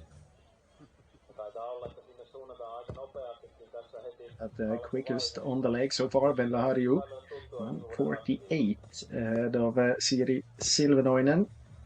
And 1:59 ahead of Amy Nyman. So Silvenoinen, despite her mistake at control 5, she's still quicker than Amy Nyman, who did a mistake herself as well at the 9th control. Kello on nyt 16:10 ja 00 juuri nyt, eli 20 minuuttia.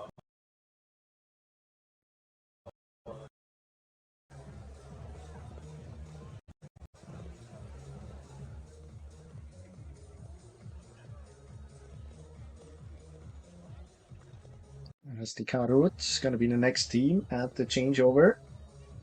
Anna Moilanen. She was 3 minutes 26 behind at the TV control.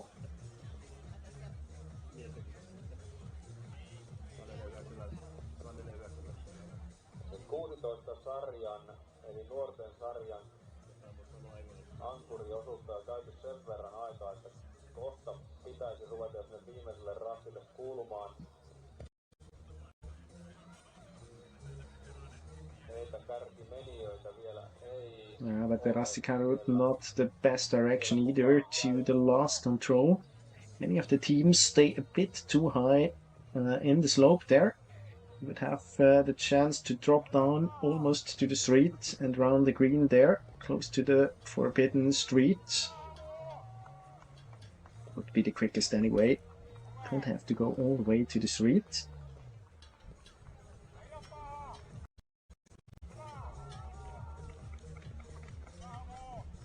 It is standing so far in the finish. 4 teams have punched here, have changed to the last leg.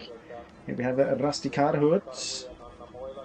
Anna Moilanen will be the 5th team, but it's more. She lost quite a lot of time from the 2nd TV control, from 3:26 to more than 5 minutes.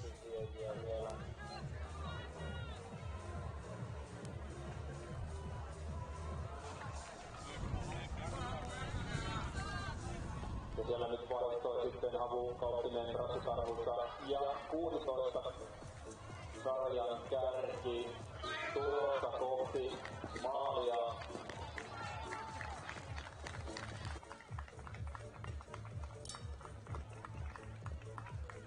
That's about 5 minutes, I think 41. The calculation is right. So more than 2 minutes she lost from the TV control, 2nd TV control to the changeover. Tiukempi mutka ja siihen vasemman puolen aistalle. Vielä sinne otetaan oikealle aistalle ja löytää. Ja annetaan isot aplodit vielä. HD16 voittaja UK Trion. Ja täällä on numerot 321. Kauniisti ootte täällä tuttuja kasvoja, ei ole pitkään aikaan haastateltu. Hei, oli vaihtelevia tilanteita. Tekin olette, Venla ja Ami, nähneet toisenne siellä metsässä. Kuinka kuumottavaa siellä oli mennä? Oli vaikeaa, tiesi tilanteen.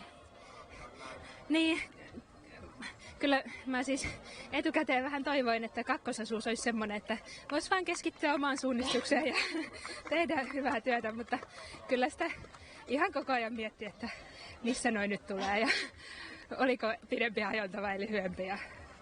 Mutta jännää oli. Tuolla selostamossa kehuttiin sitä, että tulee erilaisia osuuksia. Sullakin on kuitenkin jo pitkä kokemus suunnistuksesta, niin onko se silleen, että helposti jämähtää jollekin tietylle osuudelle aina? No tietysti varsinkin noissa suurviesteissä ehkä yritetään semmoista mahdollisimman tuttua ja turvallista kaikille tarjota, mutta se on kiva, kun näissä voi välillä tällainen vähän leikitelläkin. Ja pääsee vähän kokeilemaan erilaista. Oliko kuitenkin kiva ajatus metsässä, että loppukirja ei tarvitse odottaa? niin, mutta kyllä mä yritin silti kaikkeni antaa loppuun. Se oli aika kova kirja joka tapauksessa. Ami, du var jättenära. Du såg även henne där ganska, var det tredje sista kontroll. Vad hände där? No, jag tänkte att jag var lägre ner än vad jag var i backen och sen sprang jag lite förbi på övre sidan och det är en liten krok. Men det var inte så farligt, ganska nära ännu, ganska bra ställning just nu. Hur känns det nu att sista sträckan kvar? Riktigt kul nog att det ska få se att det är nog inte nödvändigtvis fysiken som avgör idag, utan det är nog den som hittar alla kontroller smidigast. Var det här hela terrängen och banan så som du hade kanske kunnat tänka dig på förhand? Kanske ja, det var just sådana svåra, en liten brant bland tusen andra brantstup, så det där. Det verkade vara så. Siiri kysyin virheestä Amin osalta ja samoin sulla nähtiin, ja kun kameramieskin oli perässä ja tulit suolle, Ami lähti rastille siinä vierestä. Mitä mielessä oli siinä kohti? Jalat kastuu suon alla ja kaverit meni muualle. No mä ehkä tulin siinä harjannetta alamäkeä aika onnellisesti Amin perässä ja olin ihan varma, että on vasemmalla puolen rastia, mutta en tajunnut sitä suostakaan aikaa, että onkin oikealla puolella, mutta sitten tuli kyllä harmittavaa koukku alakautta, mutta sitten, sait siitä hyvin kuitenkin sit sen jälkeen niin rytmin kiinni, että ero ei kuitenkaan mihinkään suuntaan lähtenyt kasvamaan oikeastaan. Sait pienen taistelun sieltä päälle. Joo, sain kyllä ihan hyvän lopun siihen ja sitten vielä kun näin siinä Lotan ja Aminkin vielä lopussa, niin oli se ihan kiva merkki, että loppu on ainakin tullut hyvin. Tämä on, kun tuon vaikea maasto ja tulee paljon virheitä, niin tuommoisen jälkeen nollaaminen, kerro vielä meille, että miten sen tekee. No siinä tuli onneksi se tiepätkä, niin se oli aika hyvä nollaus siihen. Ja ei siinä sen kummempaa, ne virheet, niitä vaan tulee joskus ja ei auta kun ihan normaalisti jatkaa, niin silleen se menee. Silleen se menee. Ja nyt on tosiaan, meillä on hurja jännä tilanne siellä. Hyvin pienillä etäisyyksillä useampi joukkue. Tiedätte itse nyt kokemuksesta, kuinka vaativa maasto on. Ja varmaan jokainen luottaa omaan ankkuriin ja me jäädään katsoa, kuinka käy. Kiitos teille. Kiitos. And as we heard of the quickest three teams so far, you can see the replay a replay to live from the beginning of the last leg of the anchor leg, and we could see that Jalava, despite having this C control, the slowest of the options, still in the lead, executed it well. So did the other teams, Kalevan Rasti and Päivän Rasti. Kalevan Rasti dropped a bit behind Päivän Rasti though at this longer option, but you can see that Päivän Rasti with Tulia Wiberg now climbed too far up that hill. That's definitely a mistake. Looks a bit similar to what we have seen on the first leg. So she has to be careful now to not miss the null. But I can imagine that it has tracked up a little bit around there. So in this grassy bit, there might be a couple of tracks towards the control. But anyway, it is still Tampere Pyrinto in the lead. It was interesting to listen to the interview, at least to Ami Nymal. It's the only one that I understood. She said that it was kind of expected, the terrain, quite difficult, and that you would need to find one of the cracks between 1,000 other cracks here, especially in the beginning. And it explains a bit the difficulty here. You can also see that Tampere Pyrinto second team doing a big mistake with direction, but back at the TV control, Elisa Mattila now in second, 1:34 behind. The gap at the changeover was 1:4. No, it was only 1:48. It was, so she was a bit quicker in the beginning. And then we also had Päivän Rasti, Tulia Wiberg. You can see Tampere Pyrinto, second team all the way over the hill. I mean, that's, I would say, a bit too extreme. But shows as well how green it might be in the start section if you choose to go all over the hill and drop in this re-entrant compared to running parallel to the slope. I would say running parallel to the slope in green area is a bit slower than compared to just running uphill. That might have been the thought, or then it's just a bad direction out from control 1. for Saila Kinni.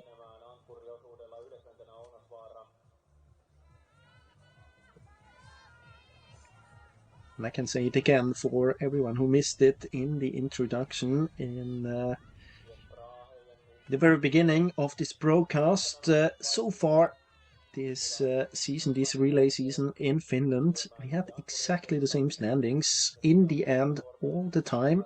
It was Kalvandrasti ahead of Päiviandrasti and Tampereen Pirintö.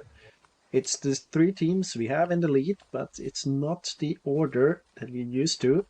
Right now we have Tampereen Pirintö in the lead, ahead of Kalvandrasti and Päiviandrasti. But we still have about half an hour to go. Let's say 25 minutes maybe. And it's exactly the same course, by the way, on this last leg compared to what they had on leg 1 and 2. Quite often in Västerliga, otherwise you have a kind of an extra loop for the third leg. It's exactly the same here.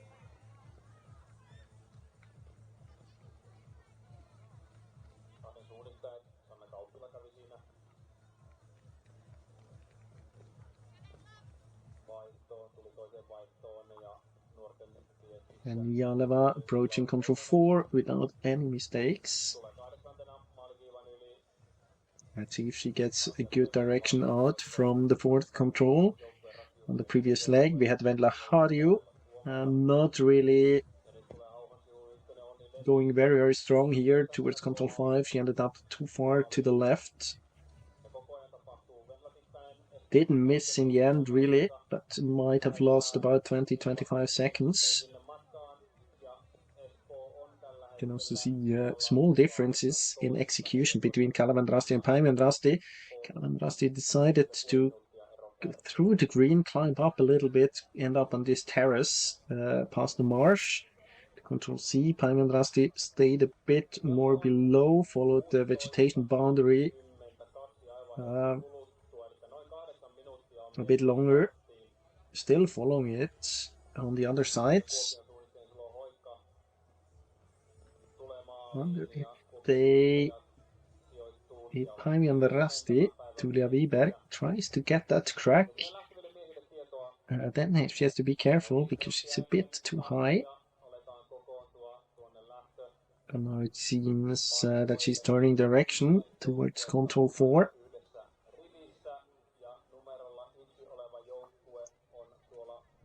So now we make a short switch to the men's relay, to the start, because we have the start of the men's relay in about 8 minutes. And here you can see the start list, Helsingin Suunnistajat as the leader in the men's relay.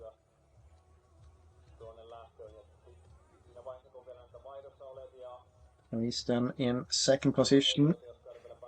It has been a battle between Helsingin Suunnistajat and the Ikalista Nouseva Voima. They both have 370 points, so they're actually in a shared lead. Other very strong teams here, Kalvandrasti, Metsen Caveat, Tampereen Pirintö, and of course a couple of others. We have, you can see it here, it's more than the 33 teams we have in the women's relay. In the men's class, it is 67 teams. Made it to the start, or will make it to the start, hopefully.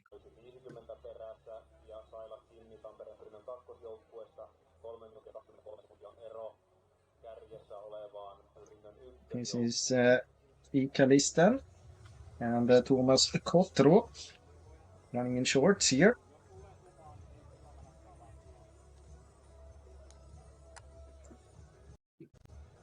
Thomas Kotro was running the first leg at the third competition of Västerliga. Came back in 8th position there. Now back on the first leg. He was running the 6th leg, so the second to last one in Jukkola. Quite an okay result there, 16th position on the leg.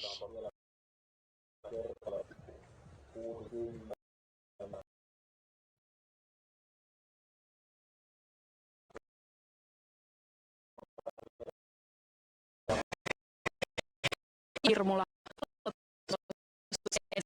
vaan ihan täpinöi. Ehkä että niin mukava saada vähän vaihtelua. Sä oot kuullut näin.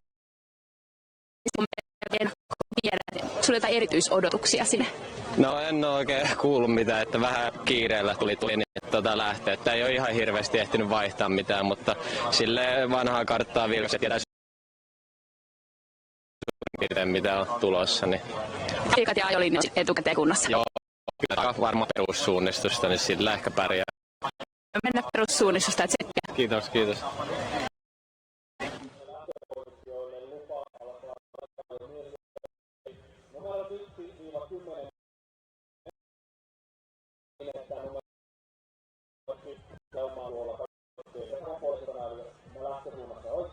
Oikeassa reunassa ja 10 sitten lähimpänä tätä aidan puolta, eli mainosaitojen puolta seuraavassa rivissä sitten numerot 11-20 ja niin edelleen aina, että 10 on aina yhdessä. We had a short interview there with Mika Kirmula for Kalevan Rasti.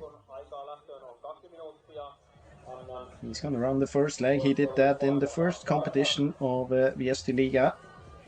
And he came back first then. So definitely one of the big names, one of the names to look out for. Strong, of course, a world-class runner here on the first leg. Always a favorite to get back as the first one of all the 67 teams. They start to line up here. In the front row, the teams, the top 10 teams in the overall standings and in the lead at the moment. I named it, or I mentioned it before. Shared lead there for Helsingin Suunnistajat and Iikalisten Nouseva Voima. Lauri Syrjäläinen is going to be the first runner for Helsingin Suunnistajat. It is Thomas Hotro for Iikalisten Nouseva Voima.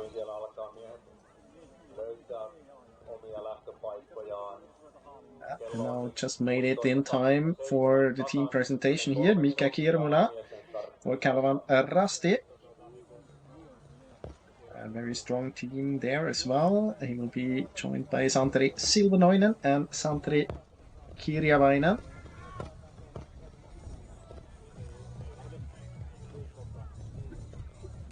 Number 104, Turu Metsenkäviät sending out Uldis Upitis into the green bits of the Finnish forests in this pre-Jukla competition.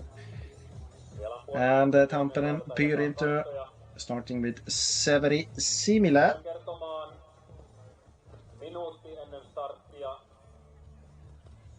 He was running the first leg in the second and third competition, Severi Similä, but not for the first team. This is Helsingin Suunnistajat's second team, Otto Kariu, and this is not a head torch, of course. That's a GoPro. Probably look for the YouTube film then afterwards. Who knows? This is MS Parma, Niklas Ekström. Starting for the yellow and blue MS Parma. And another yellow-blue. This is another team for Iikalisten Nouseva Voima. Starting with a very experienced Olli Markus Taivainen. And just beside him,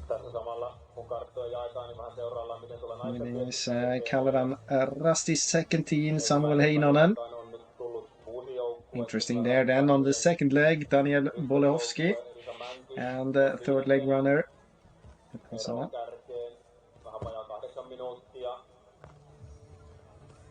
Tampereen Pyrinto's second team, Valtteri Kankkainen. Those the top 10 teams in the men's class or the top teams in the overall result list at the moment after four competitions in 2026. We start to be ready. It's less than 1 minute to go until we have to start. 3 legs also for the men. About 40 minutes of running, so 5 minutes longer expected running time for the men compared to the women. couple more controls than an extra loop, but similar kind of course for the male athletes in this competition. Everyone got their map. It's quite a difference if you look at this picture compared to the ones we have seen just a couple of weeks ago at Jukkola. Not as many teams, but I guess that the runners will be nervous anyway. 67 teams starting into this competition. High speed from the very beginning, heading into the green bit. It's quite far to the starting point. We know that from the women's relay. Of course, it's good to be in a good position from the very beginning to avoid a bit of the nervous game in the very beginning. Especially when we get closer to the first control and everyone tries or starts to look for their control.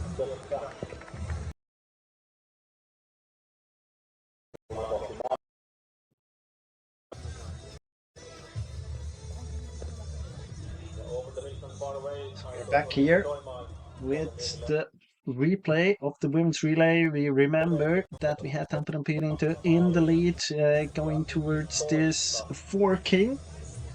Here quite many struggles at that point for earlier teams.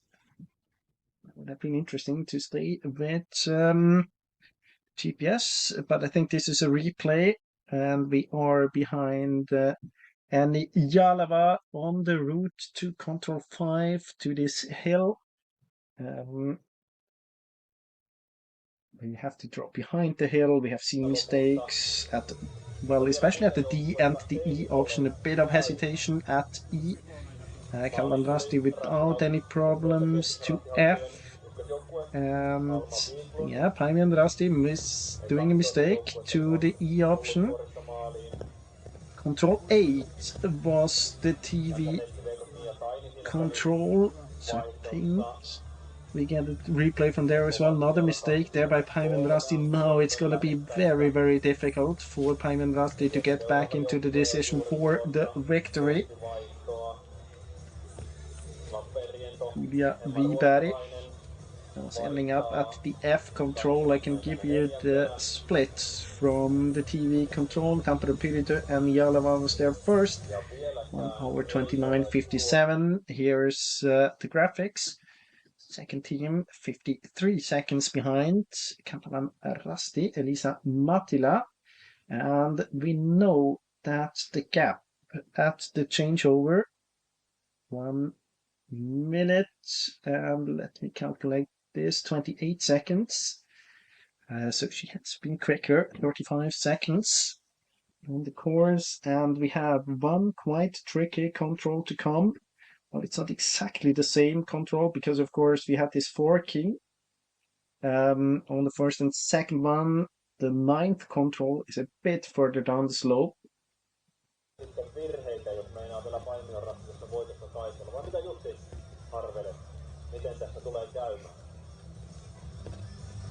We have the teams on the way to the path. Tail is 30 seconds and we are following Annie Jalava in the upper right corner. Here we are at the path. So you can see the control located not in this kind of messy area where we have how Amy Newman expressed it. One track you look for among thousands of tracks. It's a bit further down, probably a bit easier to see, but no tracks to the control, no runners from previous legs showing you, giving anything away.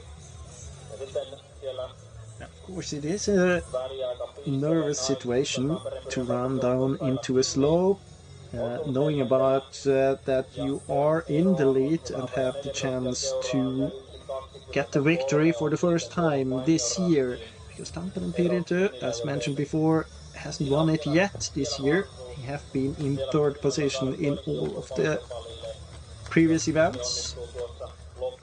And The question is here now, is it gonna be Kalevan Rasti again? Is it gonna be Elisa Mattila again? Or will Tampere Pirita get the first one?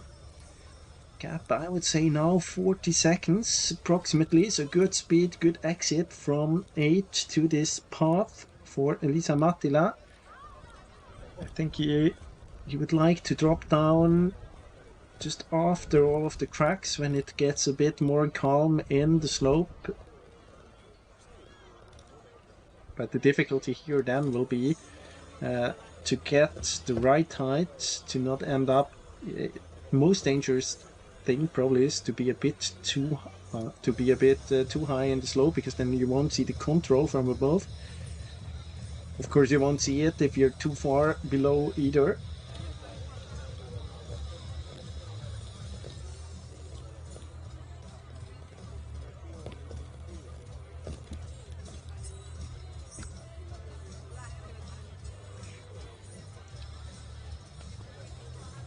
Tampere Pirita now in the slope towards control 9. We've seen, just to give you a bit of a heads up, from the second to last control to the last control, kind of, yeah, I would say small mistakes there as well. People not daring to go down almost to the street, but use the light green to get to path just behind the control, or where the control is located.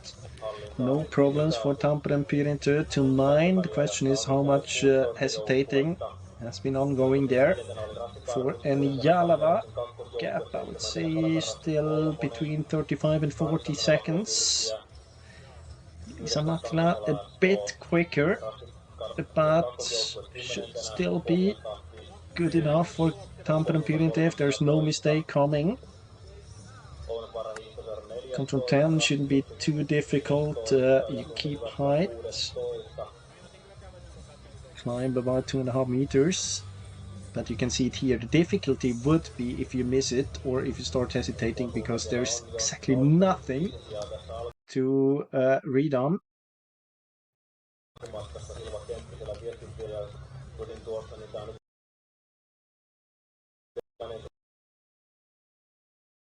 It's hard to see anything right now. Don't really know if she has been punching the control. Probably was.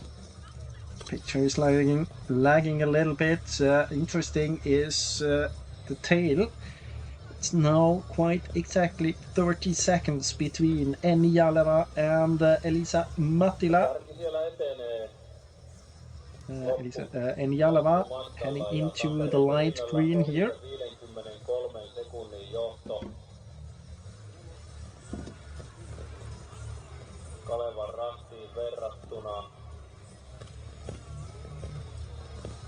Here's Elisa Mattila.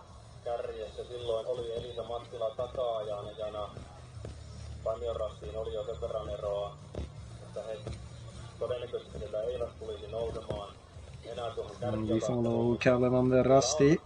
First time we get a glimpse of this light green. Visibility, of course, not very good in it. But you have to get through. She's a bit low now. Not the straightest way through it.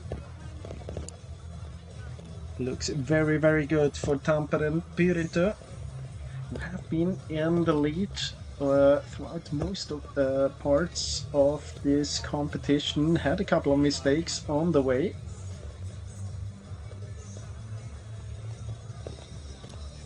Remember that Venda Taulavuri actually had a gap on the first leg already, then missed at the 9th control. Dropped behind. Was quite similar for Venla Harju, but she kept in the lead, stayed in the lead there.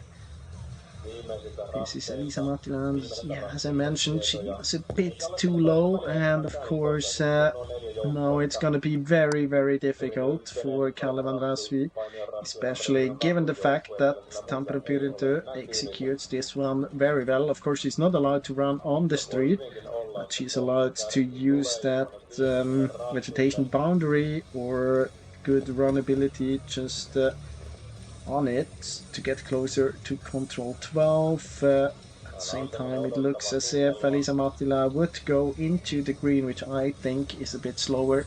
So, in just a couple of seconds, we are gonna have Tampere and Pyrintu at the last control, and for the very, very first time this year in Viesti Liga 2026, we are gonna have a different winner. It has been Kalevan Rasti in all of the 4 previous races. Now today it's gonna be Tampere and Pyrintu, Venla Taulavuori, Venla Harju, and Jalava, who we have in the picture here.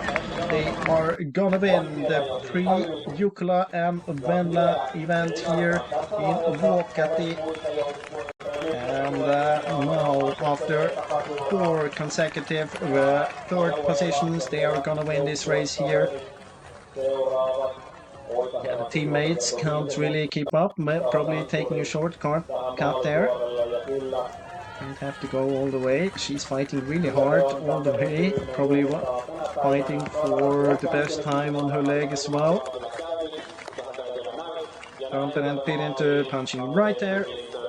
And the winning team,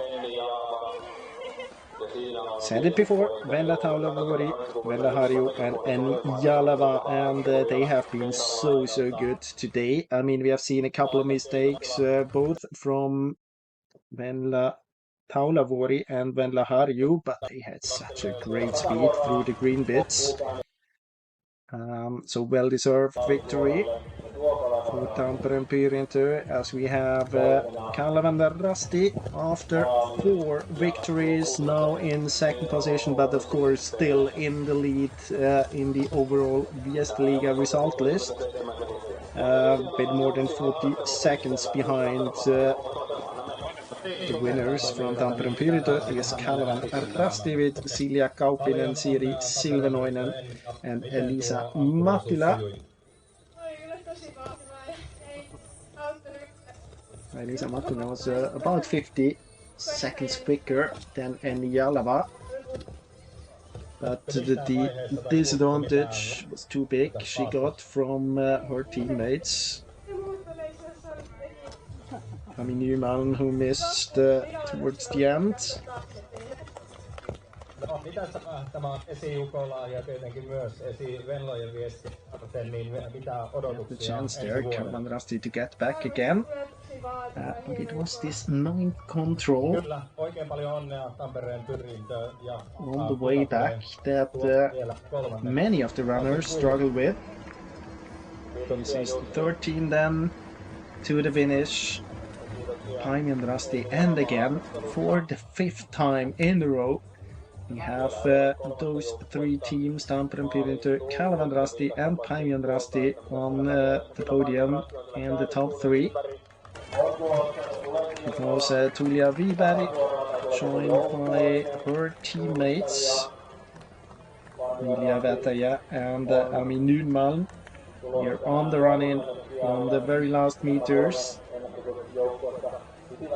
Not the best start into this race here. Tulia Wiberg had struggled a bit towards second control, lost a bit of time there, and then dropped behind. Didn't really get the chance to fight for the victory here today. 2.5 minutes the disadvantage in the end.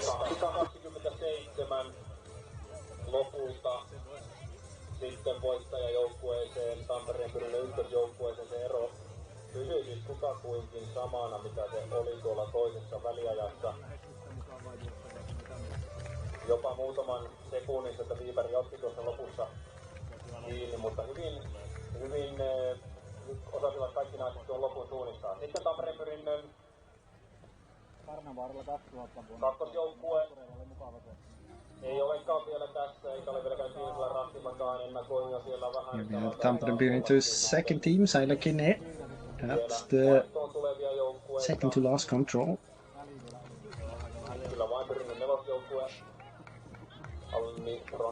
They are gonna end up in 4th. Ja naisten kolmikko, kun on saatu tuossa maaliin, niin käännetään hieman katseet myös tuonne miesten viestiin. Se on kova vauhtia menossa. kohta 15 minuuttia juostu ja ekassa väliaikapaikassa MS-varma Niklas Ekström ottanut jo kapulan takana tuleviin. You can see it's a big, huge gap after Saila Kinney and Tampere Pyry to second team, to the next team, to position 5. Rusty Karhut and Pangan Rusty's second team just punched at control 8 at TV control, and they are more than 10 minutes behind Saila Kinney.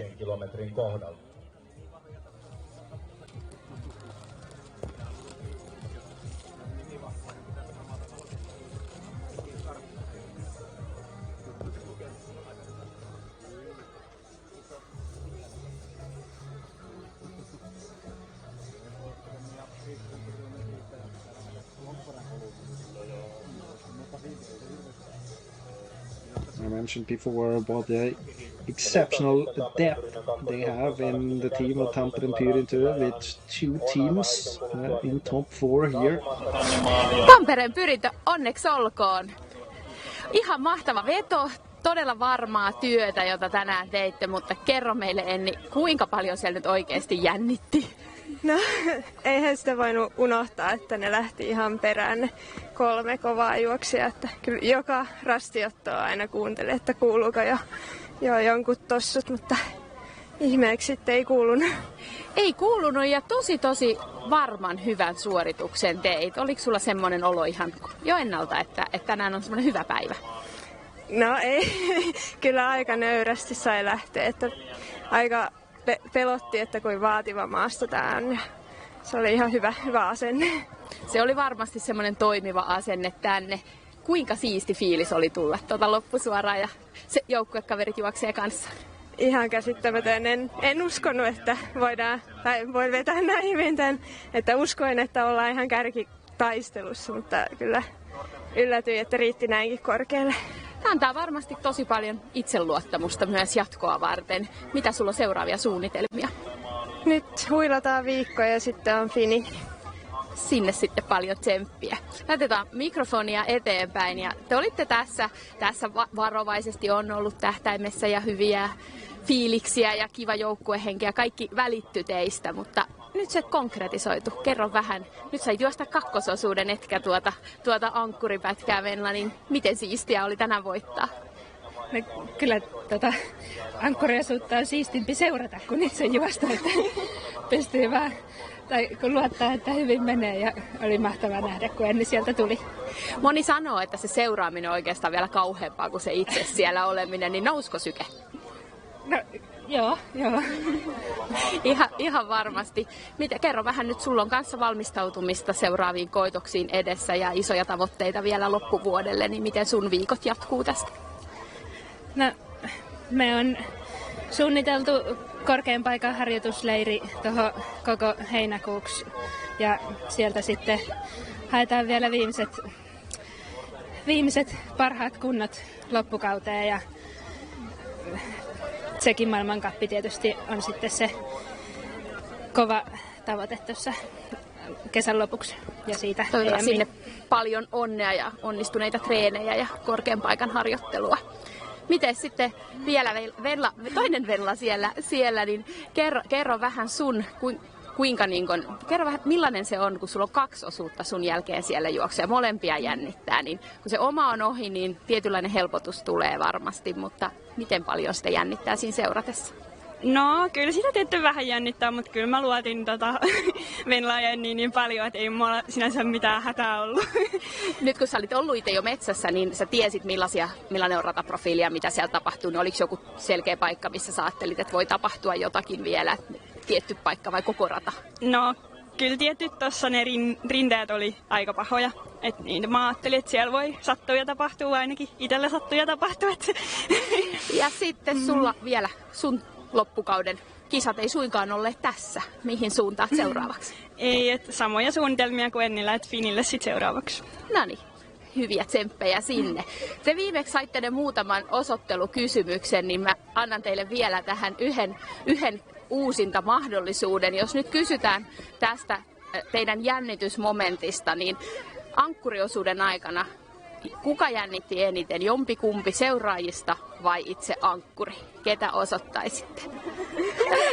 Sinne meni ankkuri, mutta hyvin kesti. Paljon onnea teille.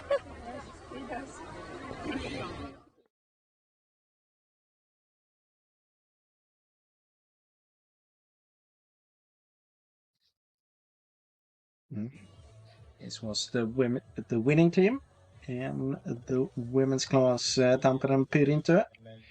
And I think we're going to switch back now, or we're going to switch to the men's relay. So this is the replay just after the start. We haven't seen that. Not exactly the same system here. We have two controls in this tricky first bit. And we had a couple of teams struggling here. For example, Turun Metsen Caveat.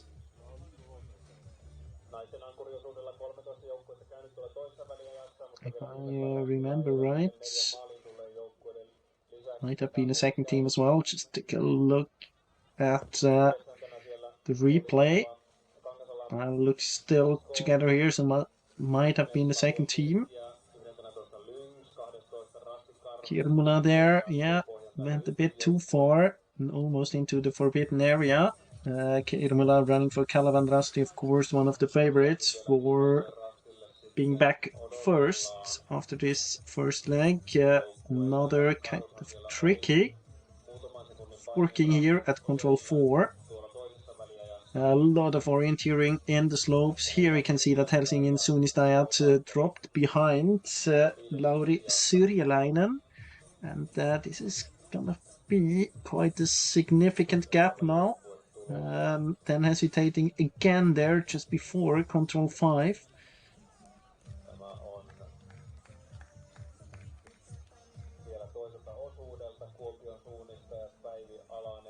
And we still have, I would say it's Kalavandrasti, Mika Kirmula in the lead here, head of MS Parma, Niklas Ekström, and Veikanaden Veikot, Janne Ovaska. And we are waiting at control 7, one of the controls in the slope, and here actually runnability looks rather good. It's marked as a bare rock, here where the control is located. I think I can hear the first runners to approach this 7th control. Here we have Mika Kirmula for Kalavandrasti, not a big surprise, and he is the first one to get here. How big is the gap? There are more runners here. Looks like MS Parma, Niklas Ekström, Laden Suunnistajat, Arttu Marttinen, Veikanaden Veikot, Janne Ovaska. 4 teams so far.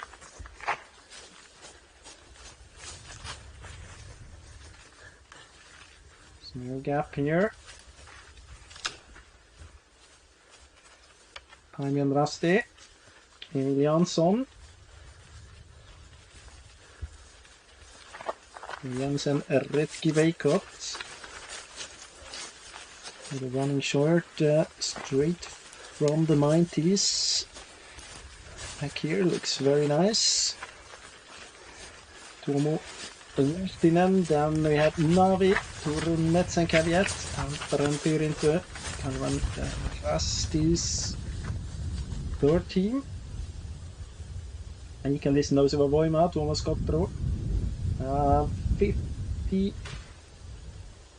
49 seconds behind. So 11 teams within 49 seconds. Of course, I'd call this the leading group. Those 11 here looks like Olli Markus Taivainen. Yes, indeed. Second team for Ikelisten. OK77, Tobias Järn. Suunta Yveskilä, Simo Klemetinen. 137. This is Kuovalan Suunnistajat, Eero Talkka. Helsingin Suunnistajat second team, Otto Kario. Punching in 16 from 56 behind.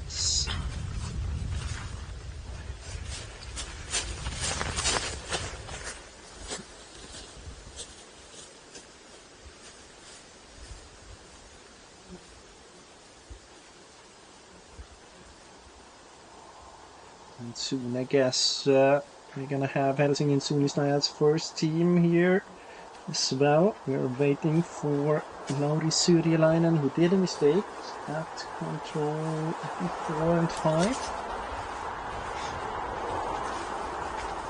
This is Turun Suunnistajat, Touko Seppä. And here we have Lauri Syrjäläinen for Helsingin Suunnistajat. This is interesting. How big is the gap for Helsingin Suunnistajat? 245. They are starting with start number 101, so of course one of the favorite teams, even though they don't have all of their best runners here, as many other teams. But Olli Oja now on the second leg and Toppi Syrjäläinen on the third one. It's quite strong anyway, but they are missing Jussi Raasaka, Rasmus Tairila, Mathieu Perrin. Even if we have to say that Perrin isn't running very often at these Viesti Liga competitions, and Thomas Heikkilä, who is of course very much preparing for sprint at the moment. Rasti's second team just bounced there, Samuel Heinonen, 3 minutes and 20 seconds behind.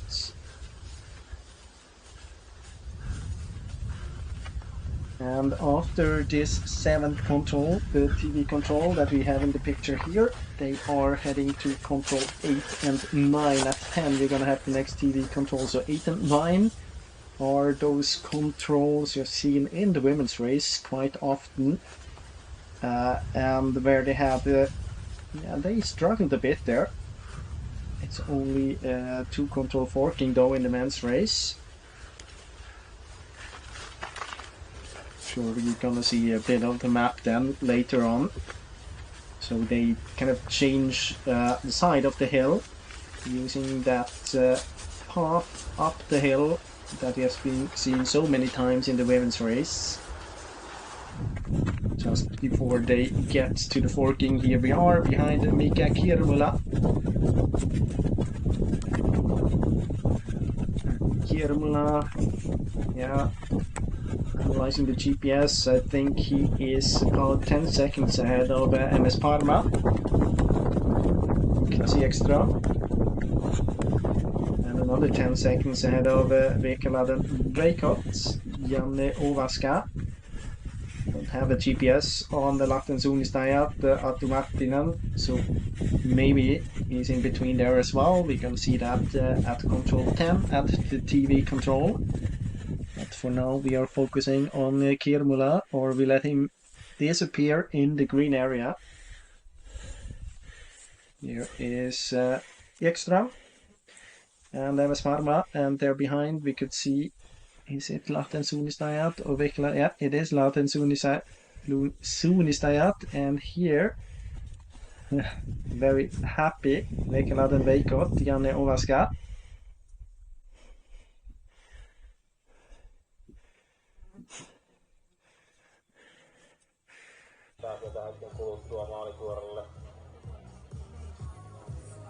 This is the replay out from control 7. You can see that Kalvan Rasti here, well, basically together with MS Parma and Vekaladen Veikot. Avoiding a bit of the hill. You can see that there are 2 different groups. Kalvan Rasti going a bit more to the right in running direction, and the other group running that hill to the left. We have a chasing group with Turun Metz and Caveat, Ikalisten. I can see a team of Jensen Retki Veikot. Navi, I think, was there as well. Painian Rasti, Tampere Pirintu.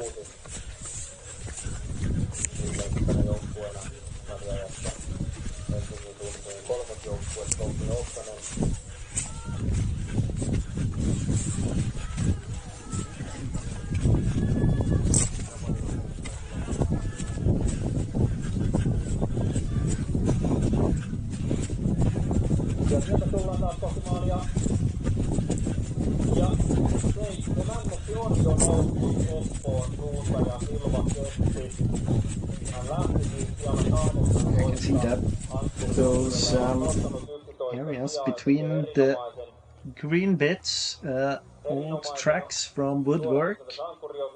Sitten tulee Kangaslähskoon Vilma Annala ja sijalle 8 maaliin. No problems for Calvin Rusty. Vekaladen Veikot doing a mistake there at the 4 king, dropping behind now. Interesting then to see Vlaten Zunistajat still up there. Mattila oli nopein, sitten Jalava kakkonen, Tuuli ja Viipari kolmas, Sailakin neljänneksi nopein ja nyt Silva Kemppi viidenneksi nopeimpana ankkurina. Ja seuraava joukkue tulossa kohti maalia. Kirmula, it's the 3rd time this season he's running the first leg. The relay here in Finland. The first leg at the first competition.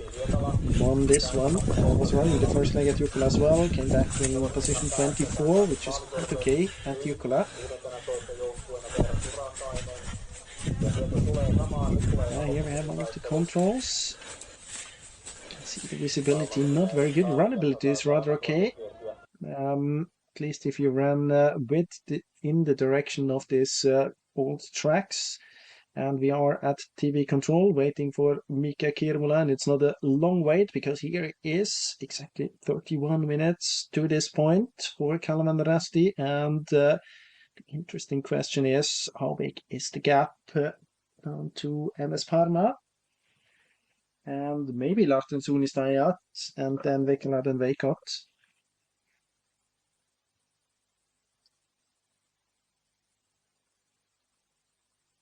They have been 7 seconds apart, Calvin Rasti and MS Parma at the previous TV control. Now it's 34 seconds. Still a good race for Niklas Ekström, all by himself here in second position. Not losing too much time compared to one of the strongest runners the previous season in the forest, Mika Kirmula.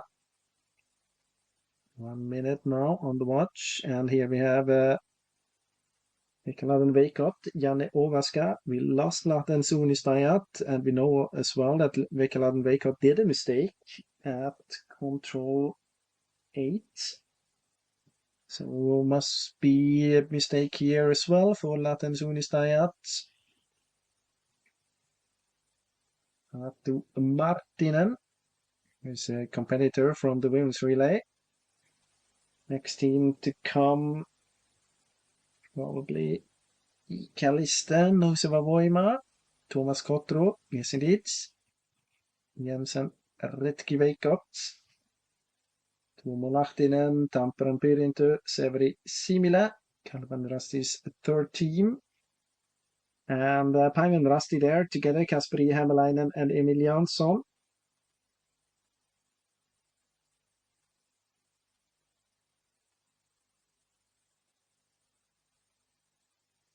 1 minute 48 seconds since the punch of Mika Kirmula.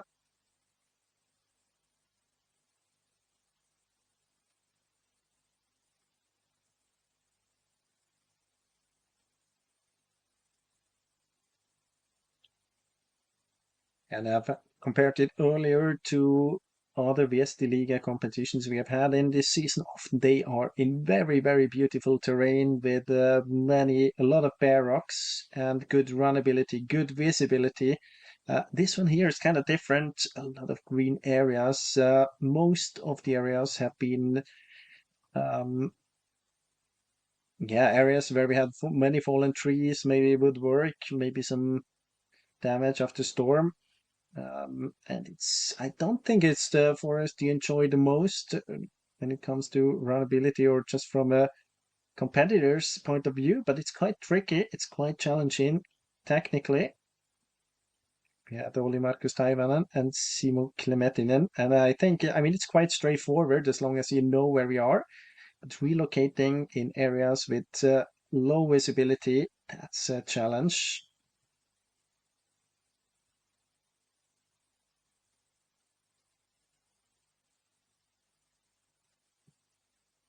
Helsingin Sunistajat's second team. Finish there. Otto Cario running with the video camera on his head. Quite similar to what we have seen with many of the referees at the Football World Cup. See if his quality of the video is better then. Less shaky. Oh, this was a mistake. Jere Pajunen, very experienced runner, now competing for Navi. After many years in Kalevan Rasti, many years of long unforked legs there. Spent, well, most of his time in Kalevan Rasti, I would say, on the long night.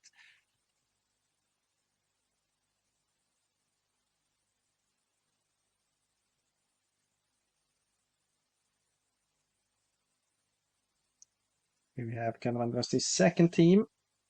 And Tampere and Piri. Then just before them, we had Turun Metsänkävijät, Uldisi Pupitis. It's kind of interesting.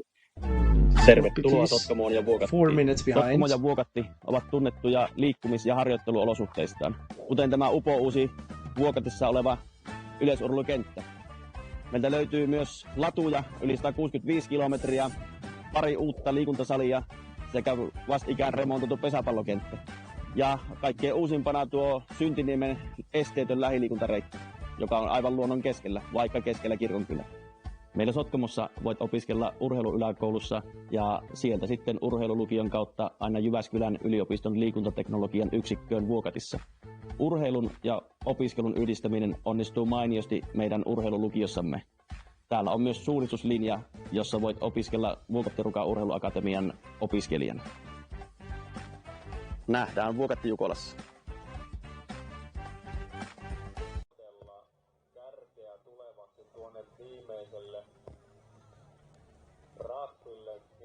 Here we have the replay of Control 11 by Kalevan Rasti. No problem for Kirmula. No problem for Ekström. Different approach by Vekaladen Veikot, losing a bit of time there. I think he's going to be caught by Tampere Pyrinto, Ikanistan, Paimi and Rasti. And Jensen Retki Veikot, but now we are waiting for the first man at the changeover. It is not a big surprise that we have Mika Kirmula here first. Kalevan Rasti is in the lead after one of 3 legs. Mika Kirmula with a good run here. He was up there all the way from the start. And with a running time of, well, let's say 38 minutes. He's 2 minutes quicker than expected. 38 minutes for Kirmula. He's going to send out Santeri Silvenoinen on the second leg. So a strong start for the team from Joensuu. Here we have him, Santeri Silvenoinen, waiting for the map. He's running the second leg at the second and third competition of Västerliga. Once with a 6th and once with a 5th leg time. So very solid in this on this middle leg of Västerliga relays.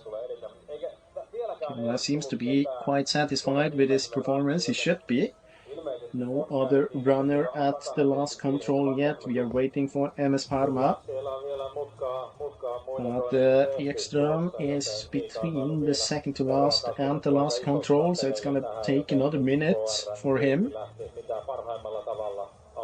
So almost 2 minutes of a lead, I would say, for Kirmula.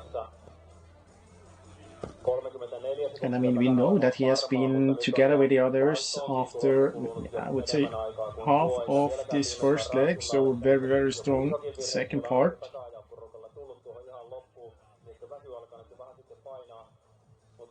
Now I think we have the punch from MS Parma at the last control.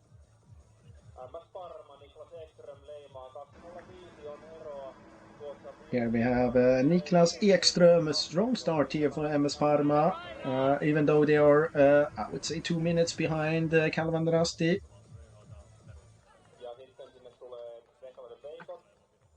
Aapo Vipola waiting there for the map. Good run here for Niklas Ekström. Was close to Mika Kirmula halfway, as I mentioned before. Had a good, solid race here on the second part as well, but in the end, Kirmula, the longer the race went on, the bigger the gap grew. So quite exactly 2 minutes.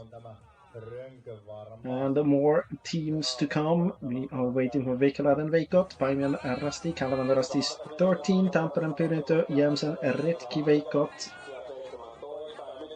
I think those are the teams pre-warned. I had Veikkaläinen Veikot already at the finish. Here is Paimion Rasti. Emil Jansson with a very quick finish here, followed by Kasperi Hämäläinen. He looked exactly as quick as Jansson on the last meters. Behind him, Severi Similä for Tampere Pyrintö. And then Jämsen Retki Veikot, Tuomo Lahtinen.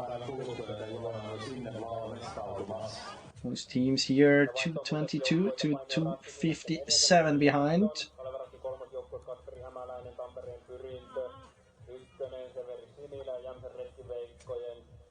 So 7 teams within 3 minutes.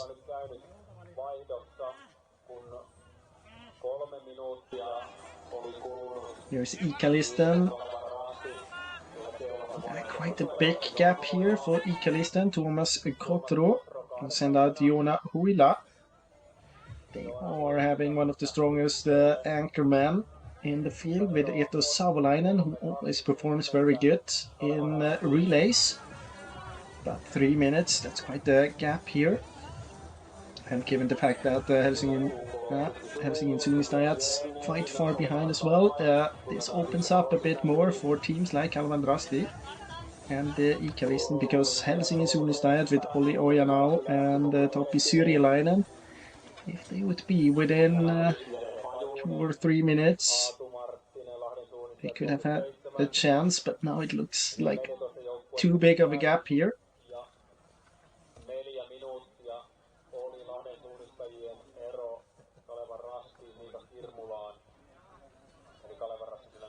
Thirteen teams, 14 now with Aatu Marttinen.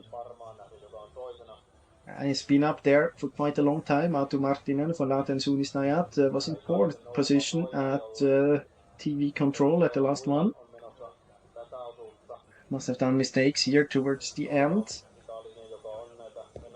Yeah, and it's gonna be another 1.5 to 2 minutes until we have Helsingin Suunnistajat here. So even though they have only Ojanau and Topi Syrjäläinen, I think they will be out of the fight for the victory here. Too many teams, too many good teams in between them and first position, Kalevan Rasti.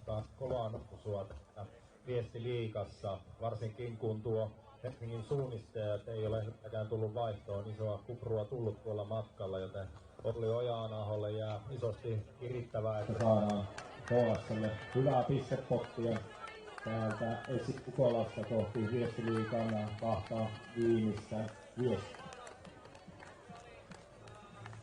We have Uldis Upitis for Turun Metson Caveat on the last meters. Another team, quite a strong team on paper. That lost time here. He will send out to Ruslan Glebov, experienced runner. Good merit list for him. It's World Championship medals in his long career. One of the runners that has quite big up and downs, even throughout one season. Here we have Olli Ojanau waiting.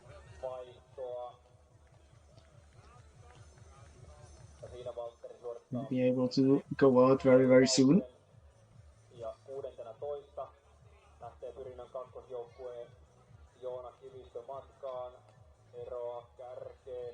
Not the start that Helsingin Suunnistajat waited for. Aloitusosuuden 3 kärki. Aika jännittävältä näytti, koska siellä oli myös aika yksinäistä paikoin. Tuli pieniä letkoja, mutta Miika, näytitkö ihan saman tien muille kantapäitä vai mihin jätkät jäi? Ei, kyllä mä lähdin silleen vähän observoimaan alussa ja sitten ehkä oli vähän virhekkeet kakkoselle sitten, kun ei ollut ihan silleen se, vaikka oli oma juttu hallussa, mutta edessä porukkaa, niin ei sitten täsmännyt ihan kaikki, tai luulin, että sain kaikki, mutta väärää paikkaa. Ja no sen jälkeen oli pitkään suht yksinäistä, että vähän hämmentävä tilanne, niin alussa viestiin ja sitten oli tullut virhe, niin ajattelin, että muut on mennyt, mutta sitten niin, ei kauan jostu, niin Jannenkaan mentiin siihen ja sitten niin, siinä meitä oli ehkä pieni porukka, silleen hetki oltiin silleen 3 ainakin näkyvyys, en tiedä oliko takana, mutta sitten ei näkynyt ketään, että oli varma, että tämä joku kakkosletka tai joku. Mutta Itseluottamus puuttu siihen, että on ykkösletka. no hämmentävää oli jo, harvoin tommosen virheen jälkeen silleen noin alussa vielä sitten heti siinä niin, kuitenkin kärjessä. Niin. Se sekoitti pakkaa. Oliko ne rastit piilossa vai oliko maasto vaan niin kuin yllättävän vaikea vai just niin vaikea kuin osattiin odottaa? Joo, oli se haastava ja sitten varmaan just se alurinne, niin sehän on niinku tosi samanlaista kartalla, että siinä on muutama semmoinen iso notko ehkä, mikä niinku erottuu muusta, mutta muuten se on niin yllättävää peitteistä ja sitten jyrkännet joka puolella, niin siinä on tosi vaikea sitten saada kiinni, että no mutta lopulta tässä varsin iso ero, yli 2 minuuttia seuraavaan. Mitä se kertoo sun tulevan kesän kunnon kannalta? no en tiedä, ei tässä vielä ole niin ollut mitään silleen isoja maastoarvokisoja, että niitä päin treenataan ja vaikea sanoa silleen, että mikä nyt kunto on, mutta ei nyt ainakaan silleen varmaan mikä ihan huonoa. No, lupaavalta näyttää. Niklas tuli sitten sieltä kakkosena.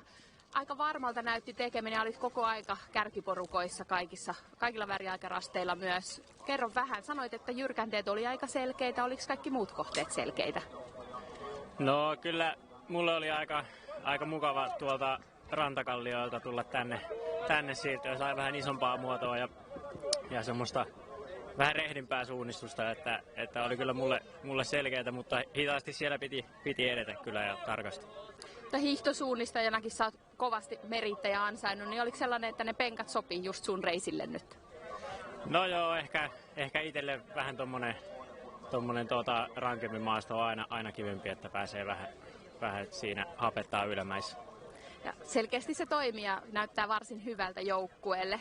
Annetaan mikrofoni vielä tänne Jannelle. Teillä jäi edellinen Viestiliigan osakilpailu, tai Jukola toki oli mukana, mutta Kymenrasti-viesti myös tuossa väliin. Mitä fiiliksiä nyt oli päästä mukaan ja näin upealla vedolla? No olihan se mukava päästä taas juoksemaan ja tietysti jouduttiin luopumaan nyt tuosta eturivin paikasta, kun tuohon alkuryteikköön mentiin, mutta se vähän pelotti, että kestääkö siinä hengissä tuossa heti lähtösuoralla, mutta oli hieno olla talkookokemus tuolla Kotka-Jukolassa, että painettiin 3 vuorokautta yhtä soittoa töitä ja nyt ollaan sitten taas täällä mukana keimeissä. Täydessä iskussa.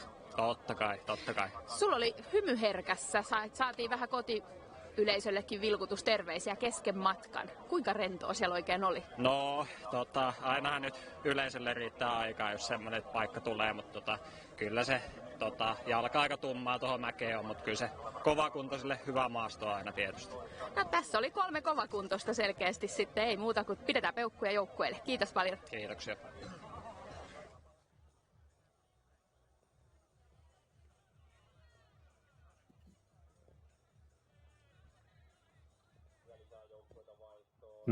Those the top 3 teams.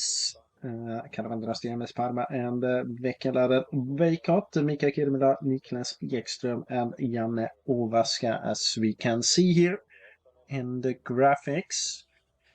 They've all been all of the teams that have changed here within the leading group or the group just behind the chasing group, I would actually call them, from the 2nd position down to let's see, 15. They have been out there, or 14, a couple of minutes now. Many of the teams are at control 1 and 2 in this quite tricky forked area. Most of the teams doing quite a good job there. Sure, we're going to see a replay very, very soon. We have a couple of teams, or let's be more precise. We have two teams that struggle really much at this first control. Spyman Rusty and Sunta Jyväskylä. Also Turun Metzenkävijät with a small mistake. Otherwise, it looked solid so far. Here we are behind Kalevan Rusty, behind the leader.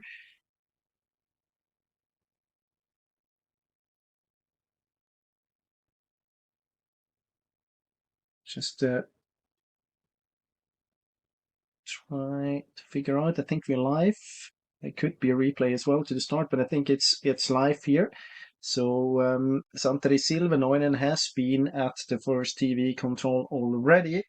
Did a great job at the first controls.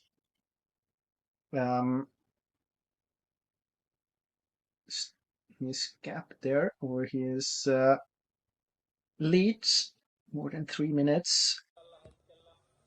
Here's the replay. So towards the first control, I mean, his gap was big from the beginning. It's more than 2 minutes. But great there. He has the B control, so very good execution to B1 and very well done to B2 as well. No problems at all. Here we are with NS Parma. Vipola. And this is Vekalavan Veikot, I think. So it looks like a mistake by Parma.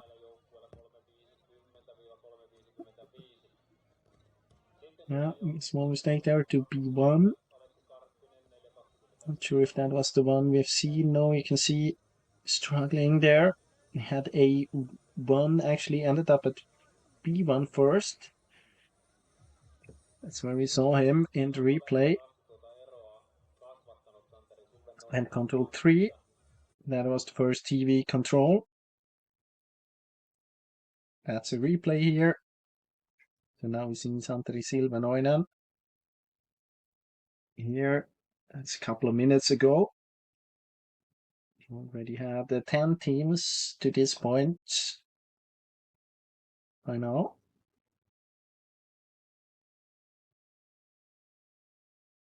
So the gap here, the advantage for Santeri Silvenoinen, 3 minutes and 40 seconds. So he was 1.5 minutes quicker than anyone else on the first 3 controls. Vekalavan Veikot in second, Niklas Hirvilahti followed by Jämsän Retki Veikot, Samuli Peltola. Then here we have Navi, Ikalisten Noseva Voima, Tamperen Pyrintu and MS Parma.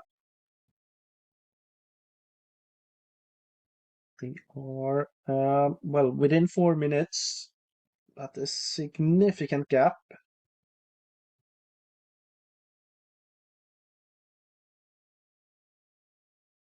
Couple of teams here actually going quite okay. For example,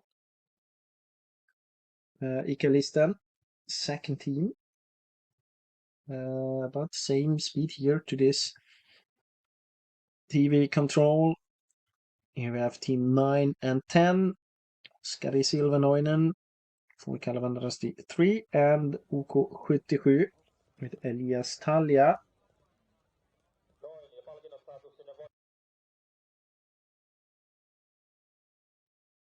Then we have here Lappen Suunistajat and Suunta Jyväskylä.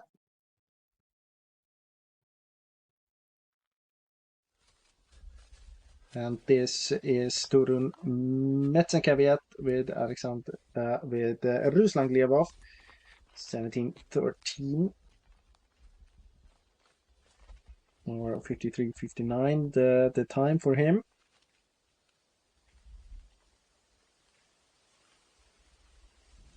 And behind him, Turun Suunistajat and Helsingin Suunistajat and the second team of Turun Metzenkävijät. And now I think we're back live. So these are the actual standings right now. 7 minutes and 11 seconds behind Turun Metzenkävijät second team. Here we have Oli Oja now for Helsingin Suunnistajat. It's interesting to follow them. Already caught 3 positions. One of the strongest runners individually on this second leg. Here you can see the mistake, huge mistake by Aaro Ladenperä for Paimion Rasti. Had to be one control. I mean, he was on a good way there. Had a good approach, followed the track, dropped into the re-entrant, and then I think he got a bit distracted in the green because he was actually on a good way towards the control, but then lost it totally. This is the replay after the TV control for Santeri Silvenoinen. Heading out to the street. Similar to what they did on the first leg. Gets a couple of meters for free. Can prepare coming routes or just relax a little bit, a couple of minutes, not to have not being focused all the time can help quite a lot throughout the course. When you get the chance to relax a bit, keep the orienteering bit besides, just for about 10-15 seconds where you don't have to have control all the time, can make you more focused throughout the rest of the course. No problems there for Silvenoinen at control 5. Now going towards 6, we have the next TV control at control 7. You can see how they spread out here towards this 4th control. Different approaches and quite a huge gap here for Kalevan Rasti.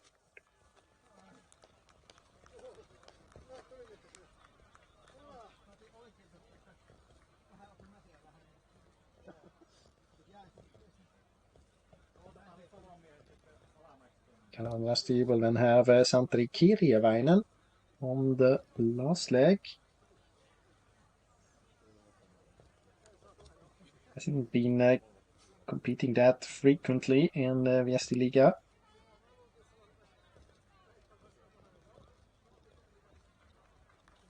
And he had the quickest time on the second leg at Jukkola, so definitely a good name here. But still, we have strong runners, anchormen for other teams, especially thinking about Eetu Savolainen for Ikalisten. But as it looks now, the gap probably too big.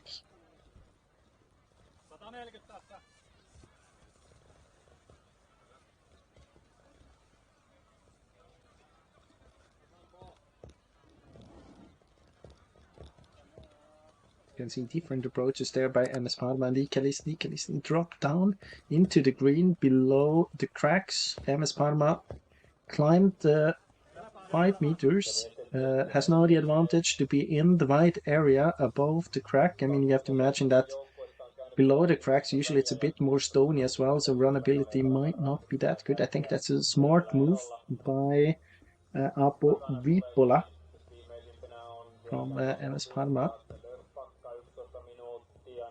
They both have the D control.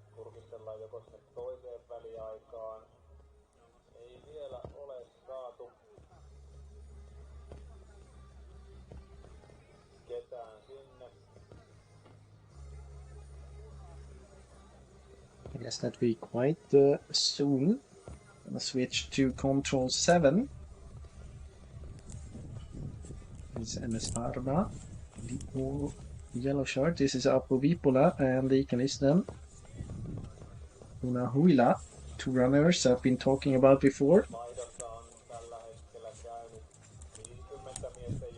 So now we get a glimpse from this part of the map as well. Here actually looks very nice in the forest, but well, it's all in the slope. It's tricky orienteering.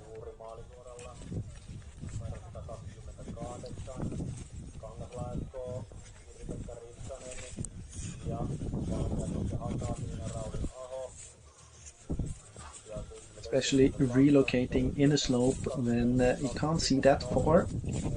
Quite tricky, so as long as you have control, it's all rather straightforward.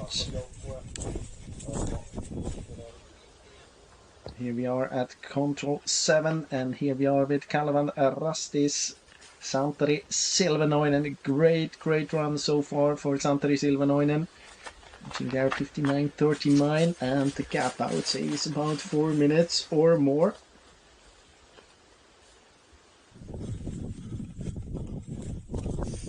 We are behind Parma and Ikalisten again, and they haven't pounced at control 6 yet, from 6 to 7.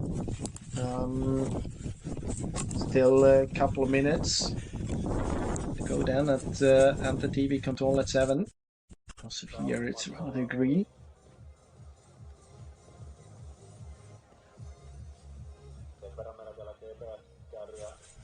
Not the kind of terrain you would mostly connect to Finnish orienteering when you would mark up a prototype. Could be somewhere in Central Europe as well. At least if you just look at the map, when you see the terrain again, well, it looks Scandinavian.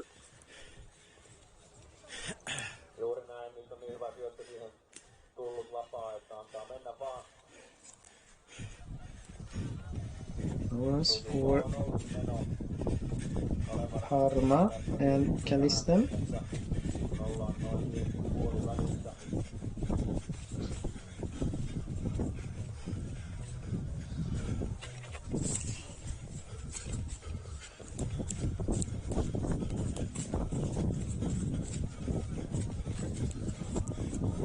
Yeah, there are a couple of teams struggling here.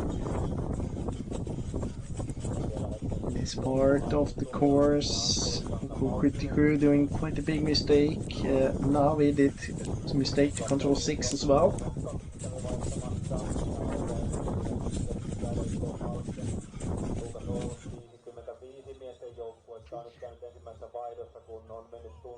See it here, Critical. Actually, I try to make a replay to see where he's heading towards, and he's coming from 4, he's on the way to 5.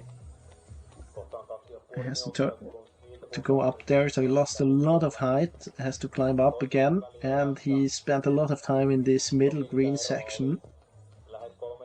And now we didn't have the best direction to 6. I think he might have lost about 45 seconds, Vinski Malinen.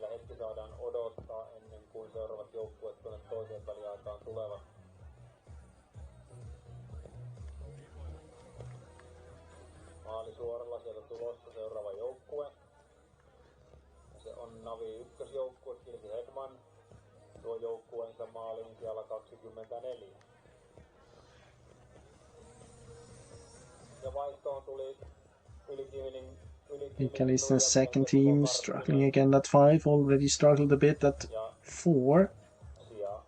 But is Helsingin Suunnistajat interesting there? Look at Olli Ojanau. He's far. He climbed too far up the hill. It didn't start good for the team from Helsinki, and then Olli Ojanau is not able to turn around that trend. Losing time and positions here at control 4.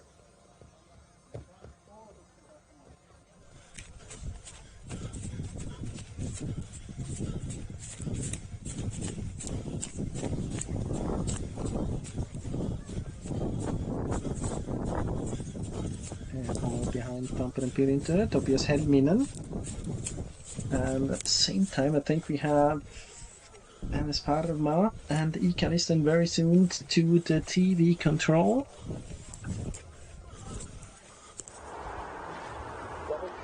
Here we have them. MS Parma already punched. How big is the gap? 4 minutes and 6 seconds. And Ikalisten here. Just behind, so they are together still, Joona Huila and Apo Viipola. More than 4 minutes, the gap between those two teams and Kalevan Rasti. Yeah, this is interesting now. Olli Ojanau in the uphill looked quite okay. He was a bit far to the right. I think a parallel mistake. He thought that he was at the crack to the southwest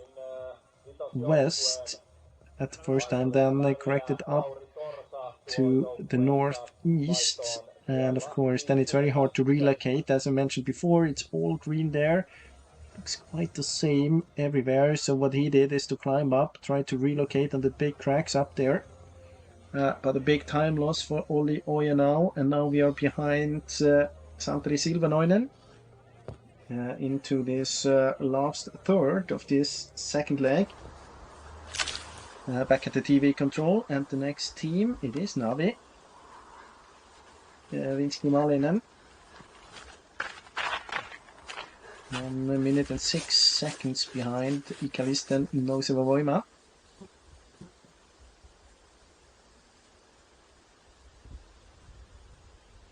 Quite a good view here from this position. Not the worst position to be located at.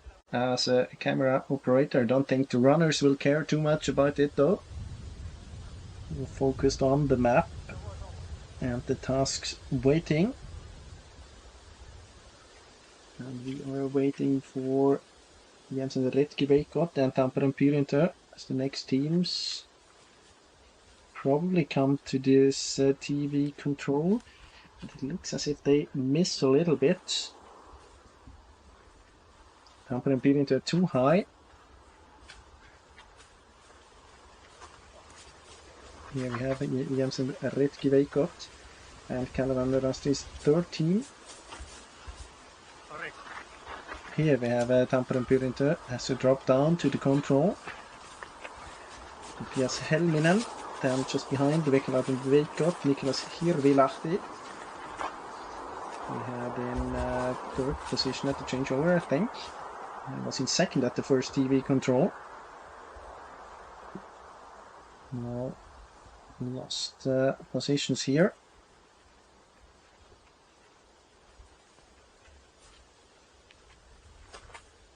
This is Turun Metsenkävijät, Ruslan Glebov. Yeah. 6 positions up for Turun Metsenkävijät.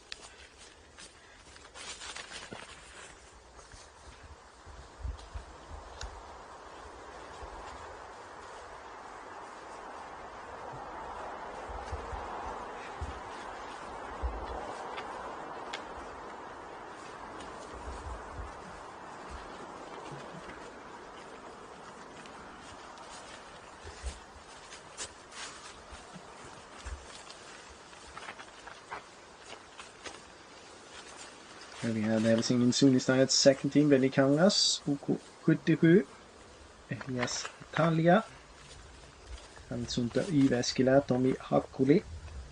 12 teams here within 8 minutes. Again, the mistake here, Helminen, who was quick on this option, on the E option, and compared to Olli Ojanau, was 3 minutes of a mistake.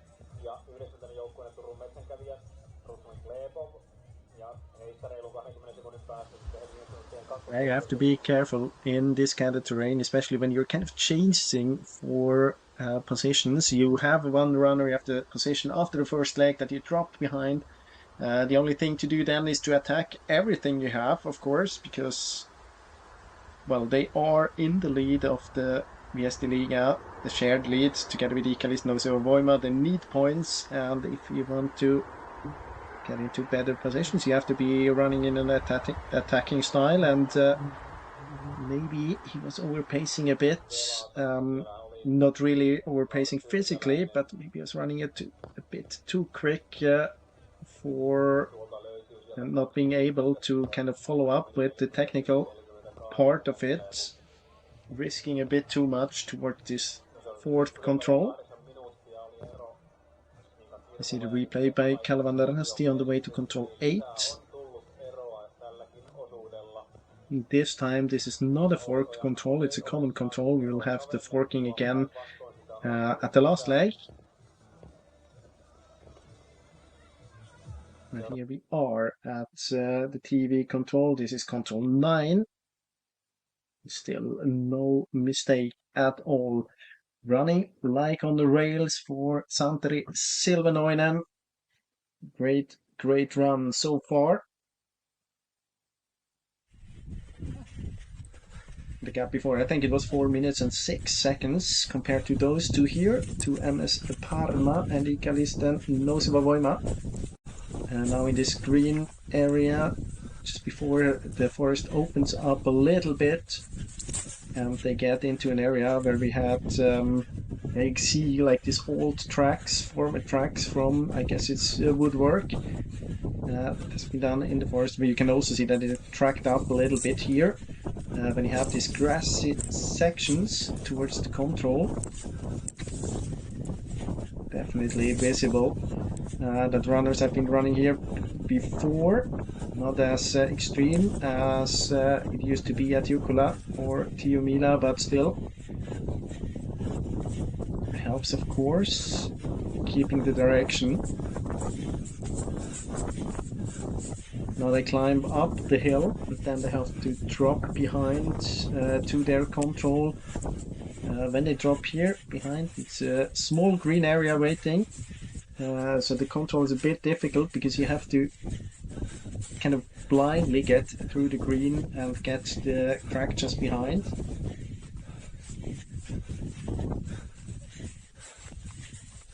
Well executed here as it seems. Yeah, there's the control.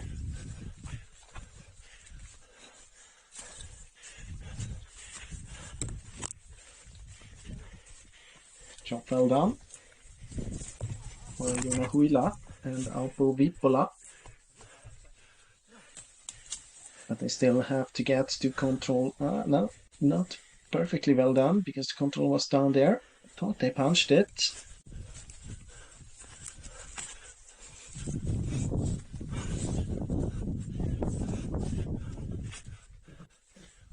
Yeah, that's what I mentioned before. When you kind of blind, dropping down to control 8, hard to see the control from above. And then I've seen that several times that they overshoot it a little bit. It's not a big of a problem when you know that you actually overshot it. But still, I think they lost about 20 seconds here. And they still have to go to control 9 in order to be at the TV control. And Santeri Silvenoinen has been there for quite a while. He's very soon at control 10. Going all straight there, not using the path as many before.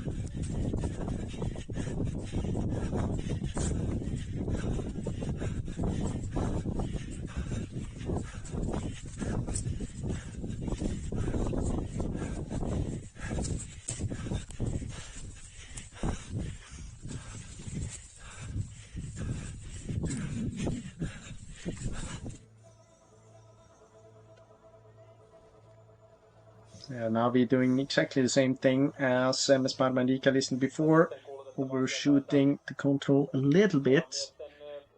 It's Kimalinen has to go back. Same time loss as it was for Alpo Vipola and Joona Huila. And I wonder if they have full control now. In my opinion, they're a bit too far to the south. Will probably be, or at least Ikalisten will be helped by this hill there, hopefully, for them.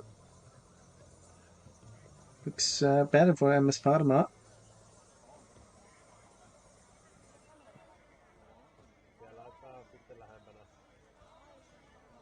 So here we are at control 9, second TV control, and we can see that it is a bigger gap now compared to what we had before. 4 minutes and 6 seconds. It was at TV2. Now it's more than 4.5 minutes, and we're still waiting.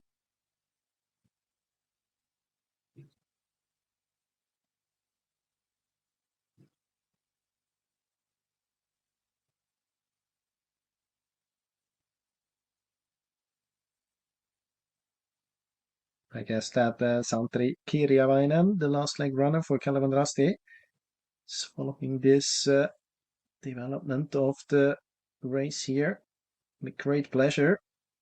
from the changing zone.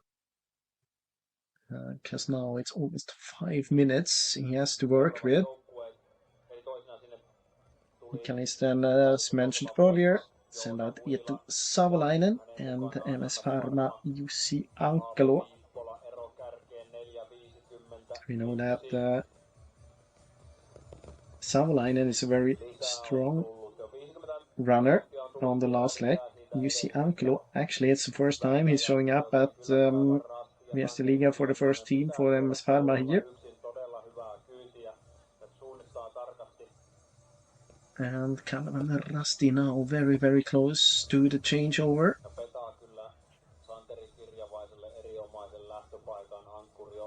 No problems to 10 either. It's such a solid race by Santeri Silvenoinen.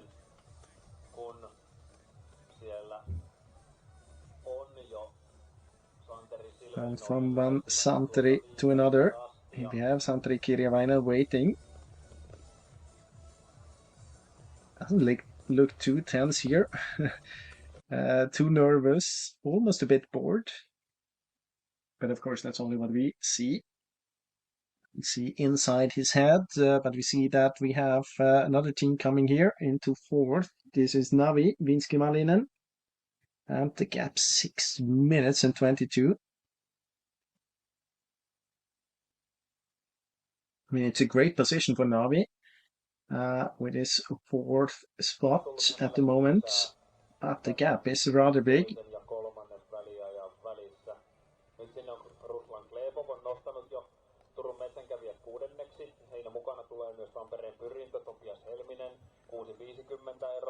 And now we have Silvenoinen at the pre-warning, so very, very soon he's at the changeover. I think he has been at the last control, so he should be showing up here, and here he is. Santeri Silvenoinen with such a good race here on the second leg. He will send out, well, not the most nervous man on earth, Santeri Kirjavainen, waiting here for his map. A great run for Silvenoinen. I mean, he was running out in the lead. No doubt that he did a great performance here on the second leg. No nervosity at all. Executed all of the controls very well. Never in danger, and now punching in the lead after 2 of 3 legs in this pre-Jukkola Viestiliiga race here, sending out Santeri Kirjavainen in the lead, and it's gonna be a comfortable lead for the team from Joensuu. And I mean, the question now is how big's the gap gonna be? There's some congratulations from Eetu Savolainen from Ikkalisten. And Savolainen, of course, now waiting for Joona Huila.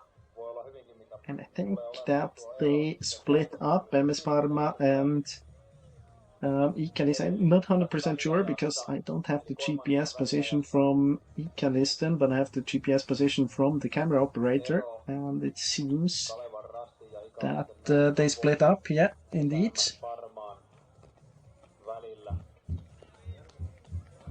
I'm not sure. I don't think that MS Pharma is doing a good job here. He's gonna lose time. He's in danger. He has to turn here. Hope that he checks the direction when he comes to the path. It looks like that. Otherwise, it could have been quite a risk for a big mistake. At the same time, it looks good for Joona Huila. No. Maybe a bit high. Not sure if he's gonna head towards control I or J. I is too high now. Starting to hesitate. Eetu Savolainen, miten paljon sä tykkäät näistä maastoista? Onko tänään sun maasto ja rata?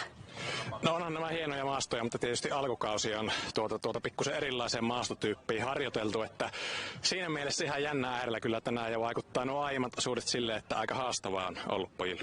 Isoja eroja on tullut ja säkin pääset nyt tosi jännittävästä, kutkuttavasta takaa-ajosta suorastaan matkaan, niin mikä on sun taktiikka? No vaikuttaa vähän sille, että aika henkilökohtaista työtä pääsee tekemään, että pitää keskittyä vaan omaan suunnistukseen ja koittaa löytää sieltä ne haastavat rinnerastit, niin sille lähdetään liikkeelle. Rasti kerrallaan napsit ne sieltä ja tsemppiä. Kiitos. Not the best execution by Ikalisten, but it was better compared to MS Parma. So we're gonna have Ikalisten in second position and the gap compared to MS Parma because Apo Vipola still a bit too high. Now he's dropping down towards the control, but it's gonna be about half a minute between Ikalisten and MS Parma.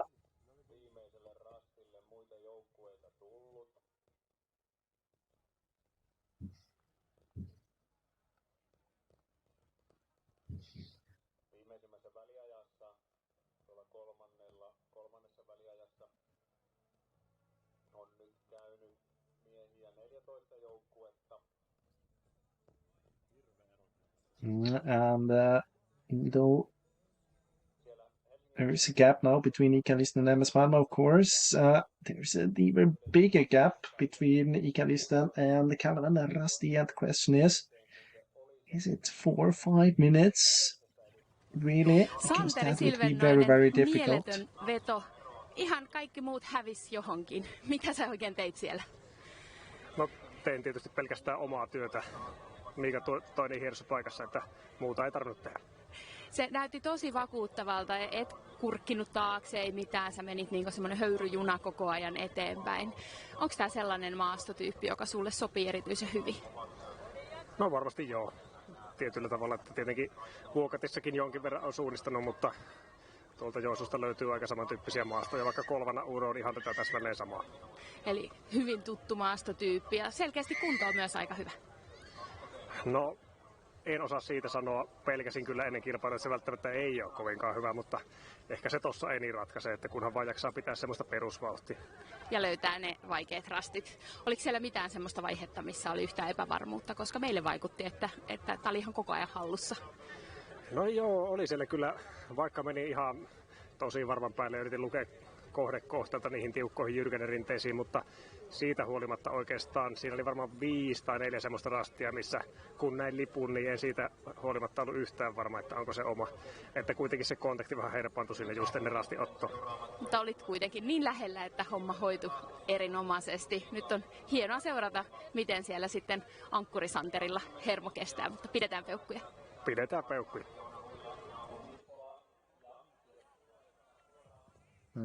Now we got the changeover also for Ikalisten and Noseva Voima in second position, and we have from just below 5 minutes to just below above 5 minutes. The gap between Kalevan and Rasti and Ikalisten. Joona Huila sending out the Eetu Savolainen, and the question is basically is Santeri Kirjavainen able to keep as calm as he was in the warm-up zone? Because then I don't think it will be any problem for him to kind of save those 5 minutes to the finish. But if he starts to do mistakes, then of course it will be difficult, because I see Savolainen as a quicker runner.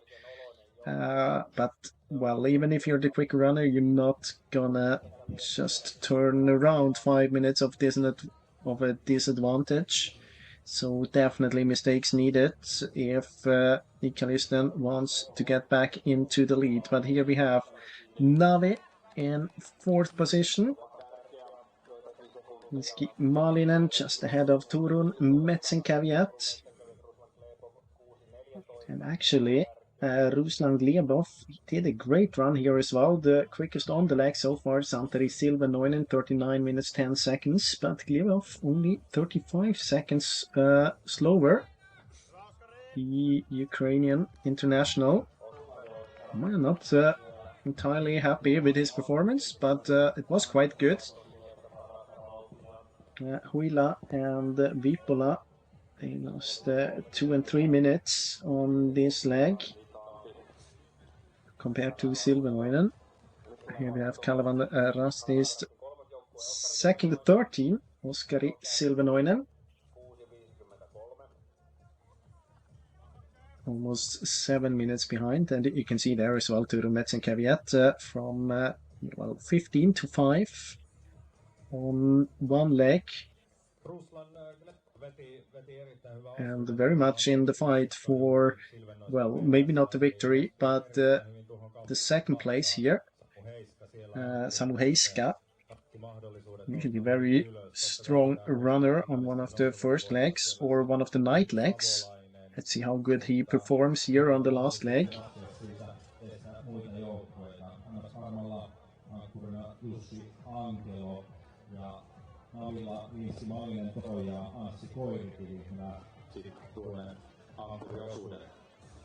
This is Jensen Retkiveikot, Samuli Peltola in 7.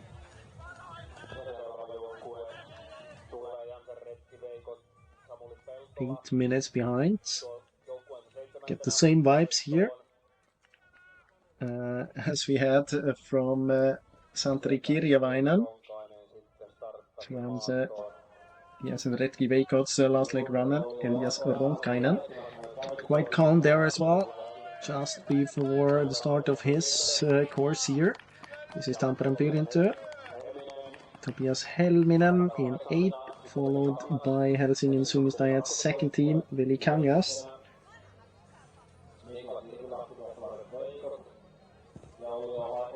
And here we have the first team as well, Olli Ojano. We know that he did 3 minutes mistake on control 4.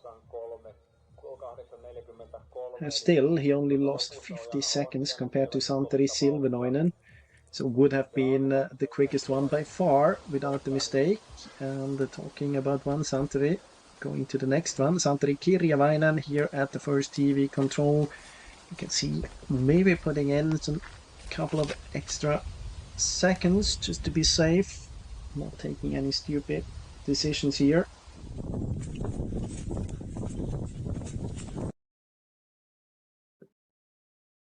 Just looking at the replay. Well, it's very good executed to 1 and 2, so no problems so far for Kirjavainen.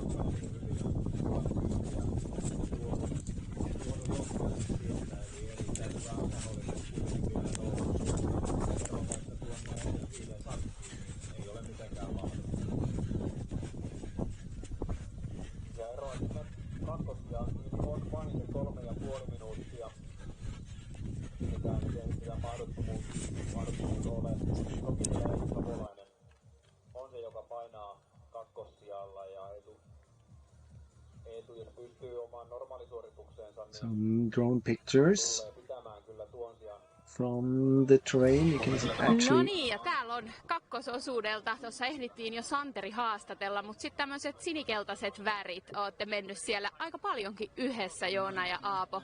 Kertokaa vähän, että oliko teillä mitään sananvaihtoa siellä? Oliko mitään keskustelua vai vaan tiukkaa miestä vastaan? Kyllä siinä jokuninkin sana vaihdettiin jossain välissä, että taisi tulla kysymys jossain kohtaa, että saako näillä sijoilla kysellä koodeja, mutta sovittiin, että saa. Eli pientä yhteistyöpoikasta on saatu aikaiseksi. Se on erinomaista. Millainen oli tämän päivän rata ja maasto? No, oli kyllä odotetun haastava, mutta sitten kun jakso vaan katsoo, niin kyllä sieltä löytyi semmoisia niin selkeitä reitinvalintoja ja niin jopa kiertovalintojakin. Eilen vähän mietittiin, että ei täällä hirveästi kannata kiertää, mutta sitten silmään osui aika semmoisia mukavia tiekiertoja ja ei tarvinnut niin kauan miettiä, kun lähti sinne päin. Mites sitten Aapo, sä oot täällä aika paljon ilmeisesti päässyt myös tekemään hiihtosuunnistukseen harjoittelua. Oliko tuttuja maastoja sulle? No joo, 5 vuottahan mä oon täällä nyt asunut, että nyt luulisin, että maastotyyppi on tuttu, mutta kyllähän mä heti 1. kosaatin ja 2. kosaatin. Sitten näinkin Joona ja jojotin sitten rajusti loppumatka, että onneksi löysi omat hajonnat sieltä pois. Ja Joona teki muutama koukun, sen mua sitten ootteli silleen sopivasti, kun ihan en pysynyt perässä. Eli oli tämmöistä herrasmies-sopimus siellä selkeästi? No Joona mukavana miehenä mua siellä ootteli. Kiittelinkin, että kiitosko täällä aina pikkukoukut teet, että mä pysyn mukana. Miten Joona kommentoit, ihan kuin tarkoituksella odotit? Joo, ehkä vähän semmoista höntyilyä. Huomasin, että oli hyvät jalat tänään, niin tommonen hapenottokone, kun siinä puhisee perässä, niin se tuo kyllä aika paljon virtaa lyödä siinä välillä. Eli mukavasti olette hyötyneet toisistanne fyysisesti ja ehkä myös rastin otoissa. Joo, kyllä. Oli ihan hyvää yhteistyötä siinä, kun on 2 silmäparit, niin se auttaa pudottelemaan tonne vaikeille jyrkänteille. No nyt teillä on siellä erittäin kovat ankkurit. Nyt voi vielä hehkuttaa, että siinä oli 5 minuutin keula eteen jahdata Kalevan rastia. Kuinka varma oot tavoittamisesta? No Eetu on nyt ollut kyllä tosi hyvässä vireessä tässä viime aikoina, että uskon, että tulee ottamaan kiinni, mutta ei me tätä koskaan ole niin kuin Eetulle liian helpoksi tehty, että aina jää vähän hommaa. Katsotaan kuin Eetu tänään, miten siellä Jussin saumat? Kyllä mä Jussiin luotanko vuoreen, että ketä siinä olikaan siinä? Eetu ja kuka se oli se toi? Siellä on toi Kirjavaisen Santeri. Joo, no ne on ihan paperia, että Jussi varmaan, no jos ei ekassa TV-rastissa, niin sitten varmaan tokassa on jo kädessä. Selvä, me lähdetään kattoo TV-rasteille. Hienot luotot, kiitos ja onnea teille. Kiitos. Kiitos.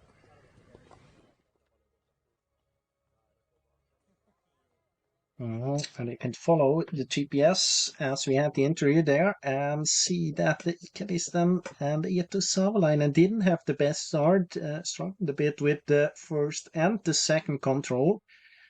Definitely going to lose time compared to Santeri Kirjavainen, at least when it comes to the execution. But the other teams, they were not able to close the gap yet.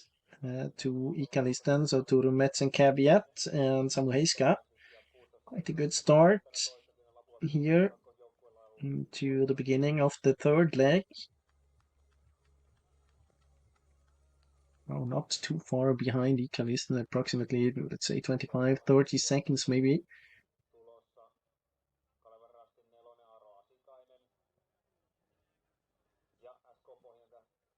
I mean, he started almost a minute behind, so at least half a minute mistake there by Eetu Savolainen. But as soon as gets to play out his physical strength on this long legs here, you can see that he is very, very quick. Also compared to Samu Heiska, well, it's a bit unfair because Heiska is on an uphill there in a climb, but still. Long tail for Savolainen.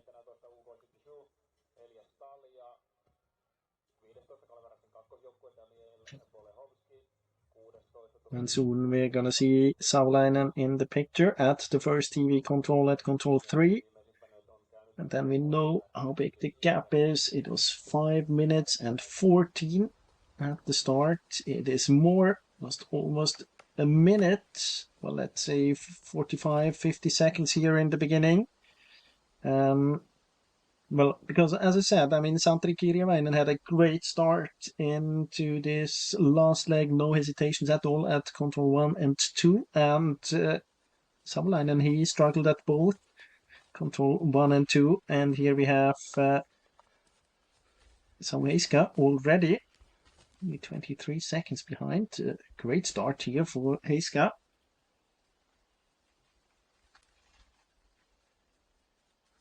Waiting for Navi and MS Pharma, Anssi Koirikivi and Jussi Ankkelo. Parma started together more or less with Ikalisten. There we had Koirikivi and here we have Ankkelo.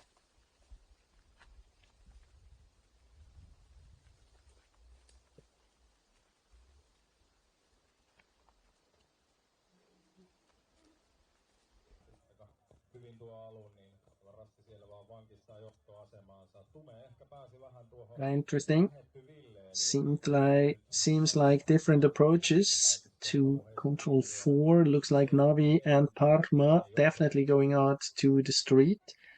To Mets and Caveat will stay in the slope most probably. Follow the vegetation boundary. And the Savolainen now also turning up to the streets, but not as straight up as the other two teams have been. They used this small track there, this small path. This is going to be interesting to follow, especially between Heiska and Savolainen. Now we follow, you see Ankkelo. Here we have this forbidden area just beside the private area, this house there. Olive green. Ankkelo a couple of meters behind Anssi Koirikivi, as we could see at the TV control. Now here out on the street.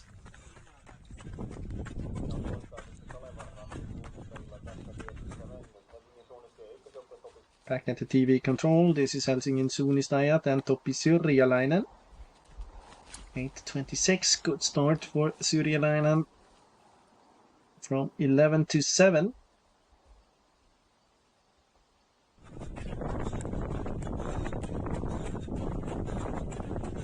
It's actually quicker than Santeri Kirjavainen on the first part, Syrjäläinen.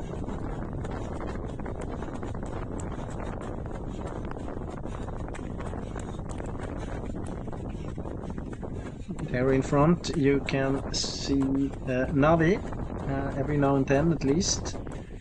But Parma losing contact physically here.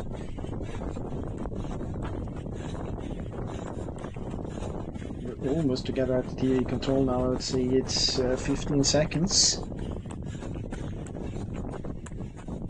And more teams at the TV control. We get the replay here. Jensen Ritki Veikot. Elias Ronkainen together with Tampereen Pyrinto Anton Kukka. 9:36 and 9:37 behind Santeri Kirjavainen, who has punch control 4 and 5 and 6 without any bigger problems.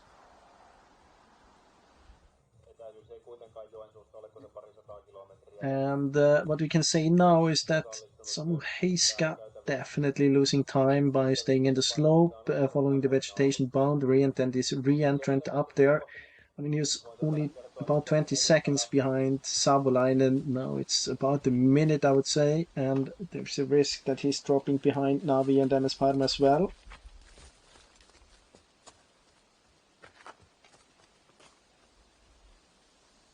Meanwhile, we have Vekalainen Veikot at the TV control.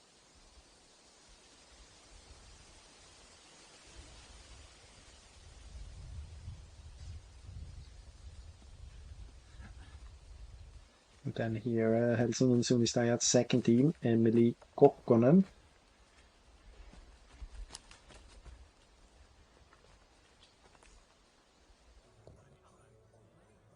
This is interesting because Savolainen, well, I mean, he's coming from the street, so he's still okay, but he has to be careful in order to not do a parallel mistake there. We've seen only Oja now on the second leg, losing 3 minutes on this one. You can also see interesting that Navi was, they were 15 seconds ahead on the street, now really going back, playing it safe, going to this street, of course. And I mean, they have the same control as Parma, but Parma now in a risk zone because he's following Turumets and Caveat, and they have different controls. Let's see here, we get a glimpse from the terrain just around Savolainen. He is here at control 4. Very dense here. But quite okay run ability anyway.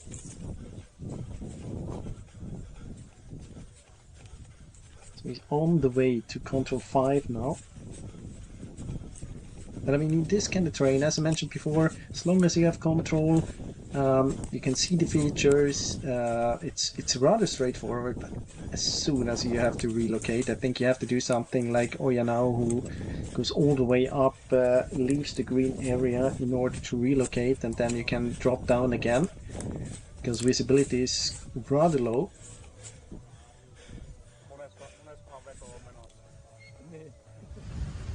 Rusty now on the way to the TV control. Here we are. This is a runner from a previous leg, but there is Santeri Kirjavainen, the first one to approach the second TV control, and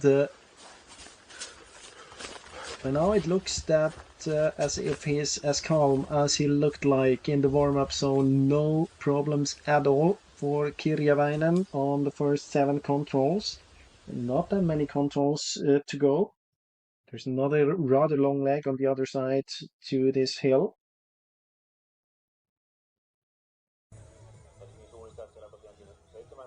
And here we have it, comparison. Turun Metzenkävijät lost more than a minute. Of course, he did a small mistake as well to the control, but still, would have been about 50 seconds anyway.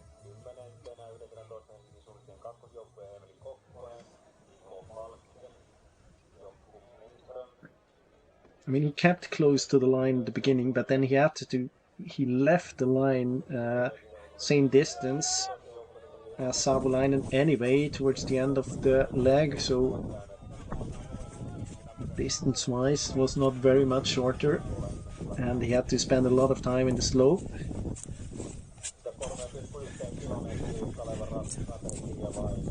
I think we are behind Navi. Hard to say from the distance. Could be he's on the way to control 5. Anssi Koirikivi. And there we had a swearing camera operator. A tough thing to do.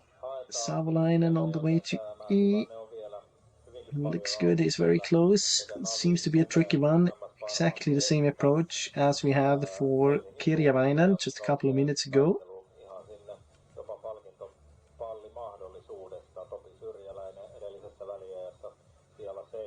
Now he bounced the control, leaving this green area towards control 6. And behind you can see that MS Parma lost contact with both Turun Metzenkävijät and Navi. I said that he was in danger because he was behind Turun Metzenkävijät and following him quite closely, but they did have different working controls. This is Samu Heiska for Turun Metzenkävijät. Looks quick here in the downhill. It's another difficult task here for the camera operator to follow, especially when Heiska chooses such steep climbs. Yeah, yeah, we heard it from the camera operator, unfortunately, and there's another mistake by Savolainen, not having the best day today. Going on to the wrong small hill. And now it's going to be interesting. Is he thinking he's too far to the east and he will continue? Yes, indeed. So I think he thought that he would be at this green-lined area through the re-entrant, then come towards the small hill just on the right side of the circle, if you look at the picture from here. And then, of course, he corrects towards the left, but now he gets back. But I would say it's going to be about 35 seconds of a mistake.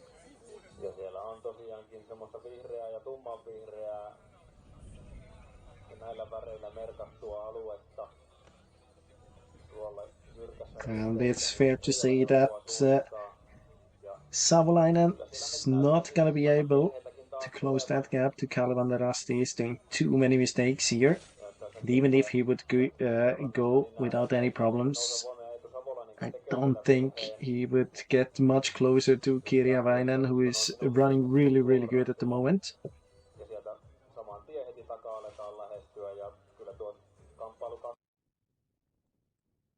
Here we have him. For the very last time today, we're going to see a leading team running up that hill there on the path. Not far to go for Kalevan Rasti. And it looks good for them.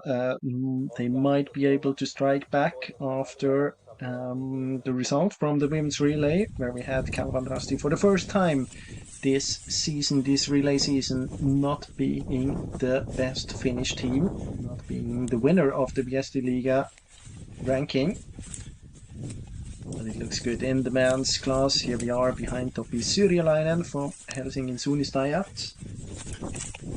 And we are running towards control 4.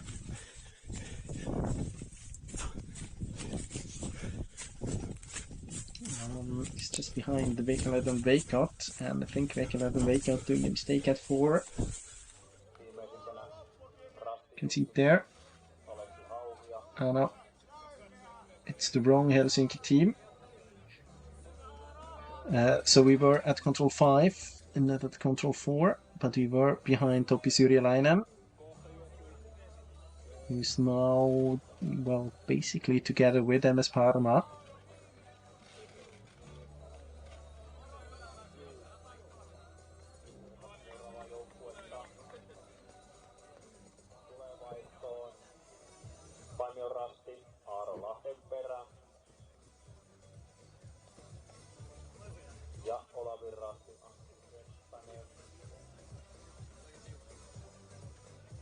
Sieltä vaihtavat. Ja matkaan lähtee Paulus Sulkula. Kamperin pyyrintö.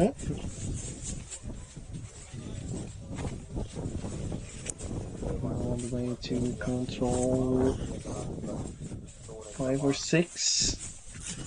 To see if you already punched it. I think it's gonna punch control 5 here. Then drop down to 6. Very, very dense in this section. Now back at the TV control, and now we have the second team here, and you can see the gap. Almost 7 minutes. Just below 5 at the changeover. Savolainen lost 2 minutes.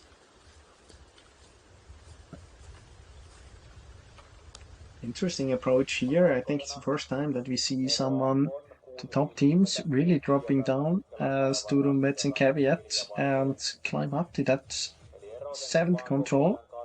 Seems to be a very good option for some race car.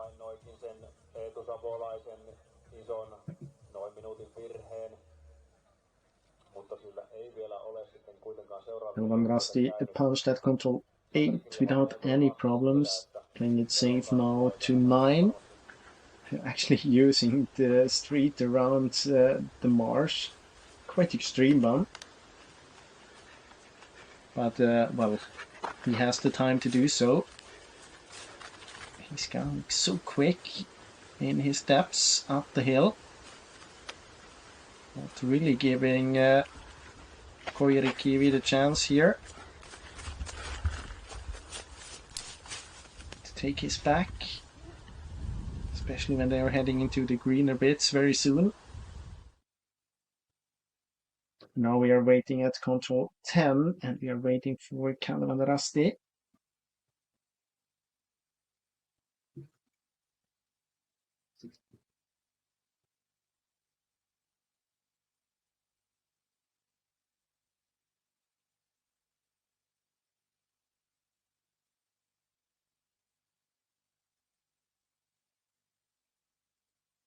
Now, actually, I hope we're gonna see that, but I'm not really sure if I have the right forkings here on my map. Because if I can trust my GPS and have the right numbers or letters here at the forking system, then I think he punched H at 8 and G at 9. But it might be a mistake as well on the graphics. We'll follow up on this one.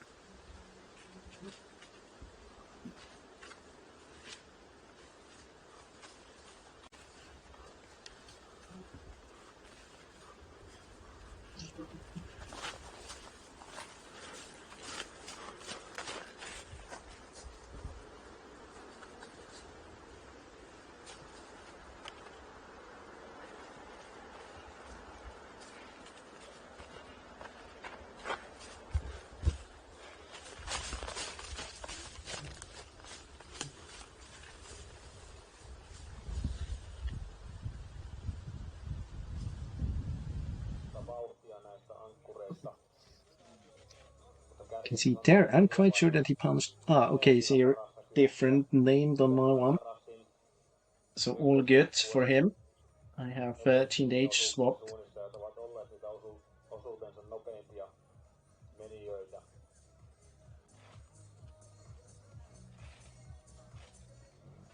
At control 9 there. So all good for Kalle van der Rasti. No problems at all.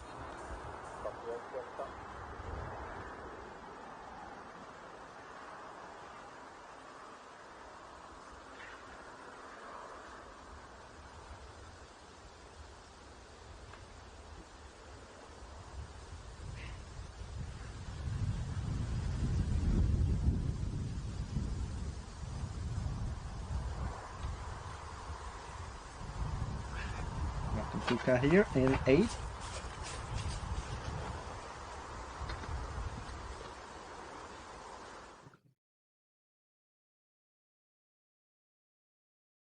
Here we follow Savolainen on the way to the 8th control.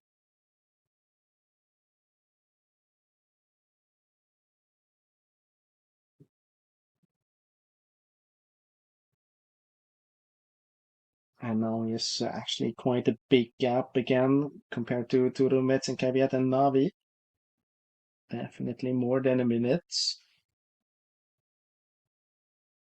It's quite exactly a minute. At the previous control, I think it's a couple of seconds more. Heiska still doing a good job behind him.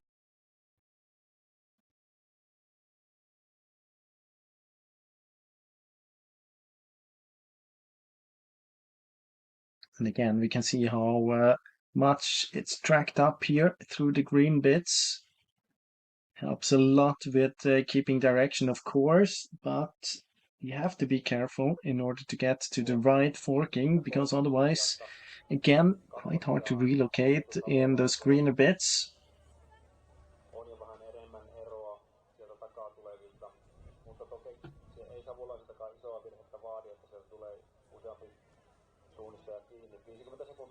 Still, we have those about 10-15 seconds between Turun Metsänkkävijät and Navi. Anssi Koirikivi definitely not giving up here on the possibility of getting into 3rd spot. See that Savolainen having the G, and then interesting behind, because Turun Metsänkkävijät and Navi have different controls, G and H. Anssi Koirikivi. You have to be careful, especially, I mean, now we don't really know how close to his physical limits he is running at the moment, but we are towards the end of the relay, and it's all about getting this 3rd spot, and he might see Turun Metsänkkävijät in front of him, so there's a risk that he just tries to follow a little bit too much, even though it's quite hard to see far in the greener areas in the forest. But of course, he has to be careful in order to not follow to the wrong control at 8.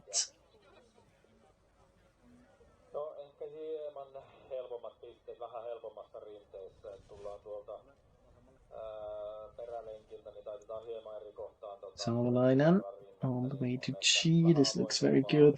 Just taking a look at Kalevan. Rasti is very, very soon at control 11, and from there I would say it's about 3 minutes, maybe 3.5 to the finish. So soon, very soon, we're gonna have Kalevan Rasti to the finish. The team that is gonna win this 5th competition in Viesti Liga 2026, the pre-Jukkola relay.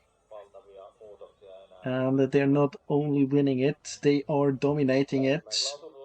No question at all, which is the best team today. We had Kiermula from the, basically the first meter in the lead.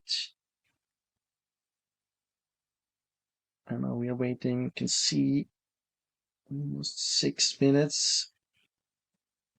Even though he's now a bit closer again. Still, well, 6 minutes between Kirjavainen and Savolainen.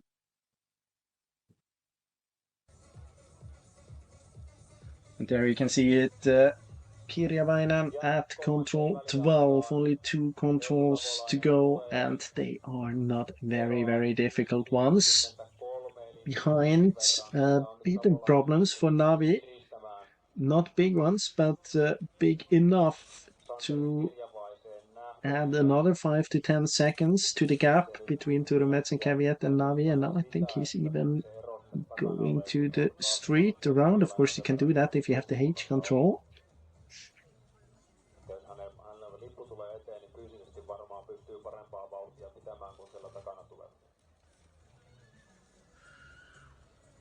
It's a bit of pity, because I think that the controls higher up the slope there, around control 11, they have proven to be a bit more difficult compared to this 11th control on the last leg. So maybe not as much drama here. as it could be if we had another control there around 11. And of course, it's hard to plan situations like this. Here we have Samu Heiska, 7:24, and interesting now, how big is the gap between Turun Metsenkävijät and Navi? It was 13 seconds at the previous TV control. I think it's more now. We already have 13 seconds on the watch. Still no Anssi Koirikivi, and I can tell you why. He's doing a mistake, even though he's running around on the street to control 9. He's doing quite a big mistake there. And now I would say that he's out of the fight for this third position. You can see it here. It's not...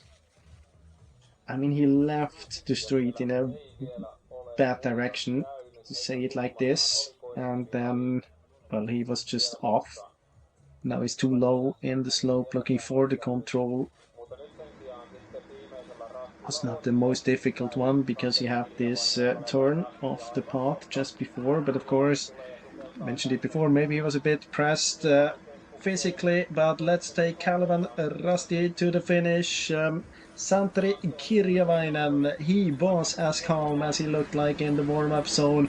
Very, very good race here for all three of the Kalevan Rasti's team members. Mika Kirmula first back from the first leg, Santeri Silvenoinen with a very good run on the second leg, and Santeri Kirjavainen cool as ice on the last leg. No question at all who would be the winners here. Just missing Kirmula in the lineup here. They have not been running, only two competitors. But there's a lot of time to celebrate for Kalevan Rasti because the gap is huge compared to Iikalisten Nouseva Voima. And it to Savolainen. I think we can take the interview even before we get Iikalisten to the finish. Now we still struggling, and now I think he's even playing away the fourth or a fifth position, because we had Kalevan Rasti's is it third team indeed, and Helsingin Suunnistajat already at the control there. Now we also waiting for Parma. I had such a good day. Anssi Koirikivi all the way to control 8, and now he is struggling a lot with control 9 and 10. We see Ankelo there for MS Parma. Here we have Navi and Koirikivi. You can see it here at the replay. H control, not the best exit, but then he changed back to the street. And look at this. Now here at the turn, he would have chance to take direction into the slope. He is dropping too far. And then looking for the control down there. He should, I mean, there's a chance to relocate on the street, and then he's heading down again. Don't know why he's doing that. I mean, you have to climb 10 meters at least to the control. He dropped 5. It's always easy to say when you're not in the situation, but there's a difference between dropping 5 meters and climbing 10.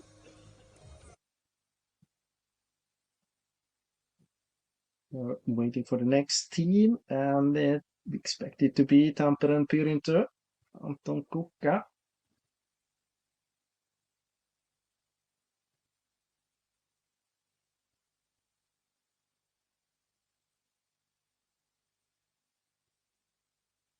Here we have him, into 8.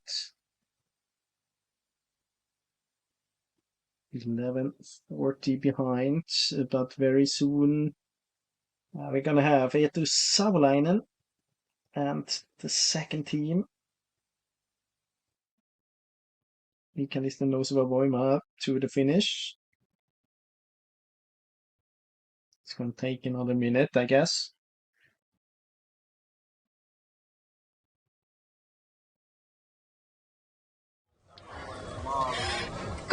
että Santeri ja Miika on ehtinyt jo lähteä, mutta Kalevan Rasti, suuret onnittelut. Kiitos. Ihan mielettömän hienoa työtä, tosi vakuuttavaa joka osuudella. Te varmaan kuulittekin tuossa jo Miikan kommentteja, mutta oliko niin, että koko joukkue pääsi melko lailla nollavirheillä? Kyllä se varmaan. Tuliko sulle virhe? Ei mulle tullut mitään. Ei sullekaan missään. No ei mitään isompaa. Että ei kyllä pystynyt missään vaiheessa itse oikein nauttimaan. Että sen verran jännitti tuolla koko matka ajaa. Se oli vähän semmoista kädettäriä koko matkan, mutta kyllä siis jotenkin pysyy näköjään hallinnassa se suoritus kuitenkin. No näköjään, näin on todettava, koska katsottiin, että siellä meet ja koko aika toteutat myös osuuden nopeinta aikaa lähestulkoon siellä, että ei sua edes saavutettu, vaan ero kasvo. Miten sen onnistuu tuommoisessa tilanteessa pitämään sen hermot kurissa? En tiedä, että nyt oli oikeastaan aikaa kerta, kun pääsee ankkurina tolleen kunnon keulassa matkaa, että ei lähi tekemään vaan semmoista henkilökohtaista kisaa, että yritän olla miettimättä koko tilannetta, mutta kyllä se nyt koko ajan pyörii mielessä kuitenkin, mutta. Ja kun tiesi millaisia höyryjyriä sieltä on takaa tulossa. Nee, mutta tiesin kyllä, että on ihan hyvä tällaisessa maastossa, että nämä on kuitenkin aika lähellä samanlaisia, tai on samanlaisia maastoja kuin tuolla Kuopiossakin, niin tiesi, että varmasti semmoisella perussuorittamisella niin varmasti se 4 minuuttia riittää, mikä siinä alussa oli. Että sitä lähdettiin toteuttaa, että ihan perusvetolla. Eli koska on tuttu maastotyyppi, niin pystyy ennalta vähän itse miettimään, että mikä on se oma suunnistustekniikka. Se on ilmeisesti hyvin erilainen sitten kuitenkin tällaisessa maastossa kuin mitä jos miettii vaikka missä oli alkukauden viestiliigoja. No joo, kyllä se tässä maastossa se on tosi tärkeää, että tuolla kun oli tuo tiukka rinne, niin sinne pitää osaa rauhoittaa sitä suunnistusta silleen hyvin. Ja kun taas sitten, no itse en ollut itse asiassa keväällä viestiliigassa mukana, että en nyt ihan muista, että minkälaisia maastoja. No mutta sitten perus varsinaissuomalaisia. Niin, että jos siellä etelässä on ollut, niin se on semmoinen, että koko ajan jostain kovaa. Ja kun tää on tämmönen, täällä vähän, kun tuossa vihreässäkin mennä, niin ei siellä oikeastaan, tai itse ainakin sanoin ihan rehellisesti, että en kyllä tiennyt välillä yhtään, että missä on. Että lähinnä vaan se tietää, että missä on sen jälkeen, kun tulee sieltä vihreästä. No, erittäin hyvä taktiikka. Onko sitten kompassi se, mihin siellä luottaa, vai kun ei siellä näe mitään? Niin, kompassia vaan pitää. Ja sitten semmoinen määrätietoinen eteneminen, että siellä aika nopeasti lähtee tekemään semmoista ässää, mutta pitää sen suunnan hyvänä ja määrätietoisesti vaan puskan läpi. Kuulostaa hyvältä ja tästä nyt varmasti moni vielä teitäkin nuorempi suunnistaja sai tonne hyviä vinkkejä, mutta kertokaa vielä vähän millaisia suunnitelmia teillä on tälle kaudelle, mitä tavoitteita jäljellä? No, S:ssä voi jatkaa.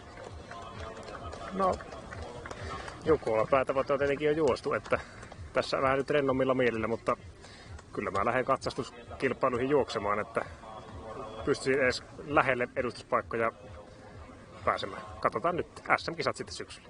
Kuulostaa hyvältä. Joo, itselläkin nyt tuo Win 5 niin on kirkkana mielessä, että yritetään siellä suorittaa mahdollisimman hyvin ja sen jälkeen katsotaan miten kausi jatkuu sitten. Mites jatkuuko seuraavissa viestiliigoissa? No nyt taas sanon ihan rehellisesti, että en kyllä tiedä milloin seuraava viestiliiga on, mutta sen verran on tuo elokuun puolivälissä. Win 5 mielessä. Joo, kyllä varmaan, jos siitä ei muuta, ei siinä kyllä muuta varmaan ole. MC on sitä ennen, jos sinne pääsee. Joo. Joka tapauksessa kovalla joukkueella Kalevan Rasti on siellä takuun varmasti liikkeellä ja tässä on jo muille näytetty nyt aika lailla kaapin paikka. Joo, ilman muuta. Siellä koitetaan jatkaa vaikka voittoputkeen. Se kuulostaa erittäin hyvältä. Ei muuta kuin isot onnittelut vielä. Kiitos. Kiitos. And as we had Calvin Rusty in the interview there, or at least 2 of the 3 members of the team. So we had team number 2 and 3 to the finish. We had Kalista Nouseva-Voima in second, with Savolainen and then Turun Metsenkävijät in third. And just to show you how important the front loading of Kalevan Rasti was, with Mika Kirmola on the first leg, the gap after the first leg between Kalevan Rasti and Kalista, 3 minutes and 20 seconds in the end. It was 4:31, and then we know that Savolainen did a couple of mistakes as well. So today that was a very, very effective strategy. And another team that struggled quite a lot on the way on the first and second leg especially on the first leg. Helsingin Suunnistajat, they were far behind there. Second leg, runner Olli Ojanau did a good run, didn't lose that much time. I mean, time-wise, it was a good run, but he had almost 3 minutes mistake as well. So they would have had the strength for a top 3 for sure today, but they didn't get it really technically. And Samuelska did a good run here on the last leg. Quickest so far was still Eetu Savolainen, even though he wasn't really clean. Actually now just beaten by 1 second by Topi Syrjalainen.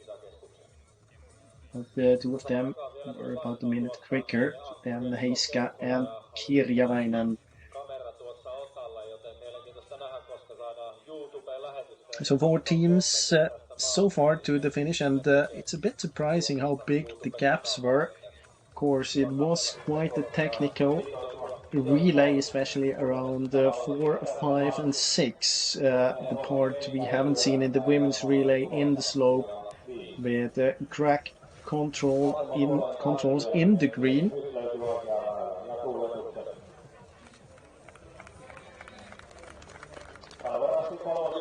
Calvin Rusty here, similar to Tampere Pirintö in the women's relay with the second team. It's even the third team in the top 5.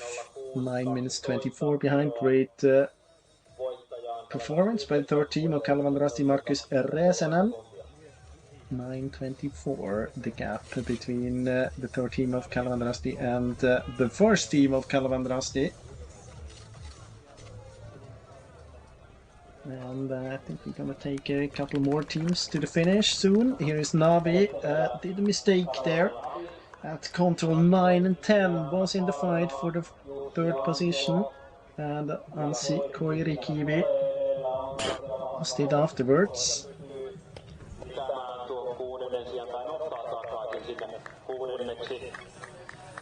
Ja sieltä tulee vielä sitten Angelo ja MS Parma maalista 7.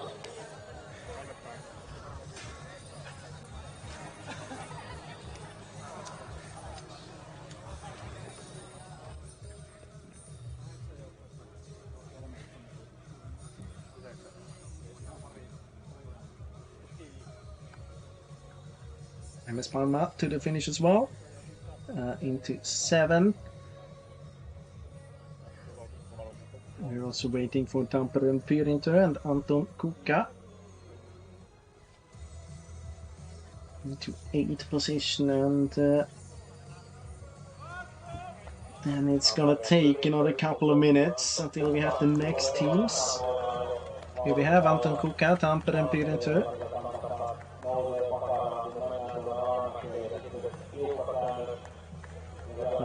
They will finish this race in 8th position. Next teams then in a couple of minutes is going to be Turun Mets and Caveats second team.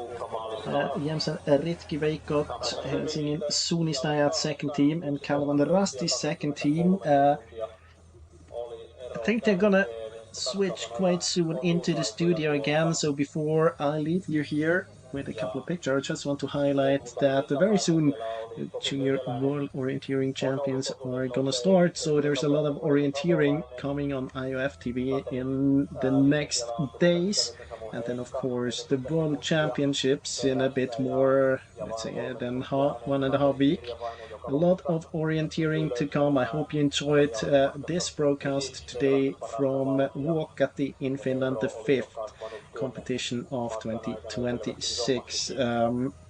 Viesti Liga. As I said, we're going to be back with J-Walk and Walk, and then of course Viesti Liga again in autumn. Have a nice time, have a nice couple of days and weekend, and then see you back very, very soon. Thank you for watching. Bye bye. 45, eli siihen on nyt vähän vajaa 6 minuuttia, kun vaihto on vielä auki. KV tulee sieltä tällä hetkellä juuri vaihtoon. Kevin Halkonen tuo joukkueensa vaihtoon, ja sieltä tulee vielä lisää joukkueita, jotka ehtivät tähän hyvinkin.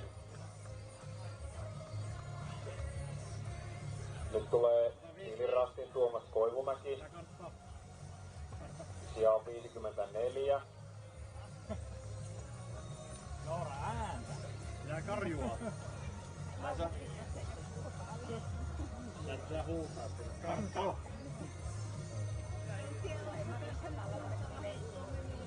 Maaliin on tullut tähän mennessä 8 joukkuetta.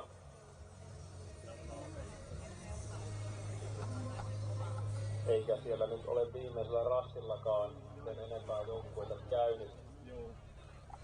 Turun metsänkävijöiden kakkosjoukkue nähdään GPS-seurannassa, että on lähestymässä. Tällä hetkellä tuolla toiseksi viimeisellä rastilla menossa.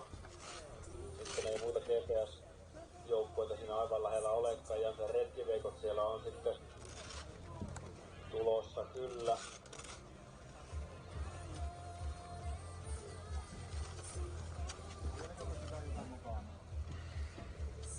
Tovi saadaan odotella kuitenkin seuraavan joukkueen maaliin tuloa.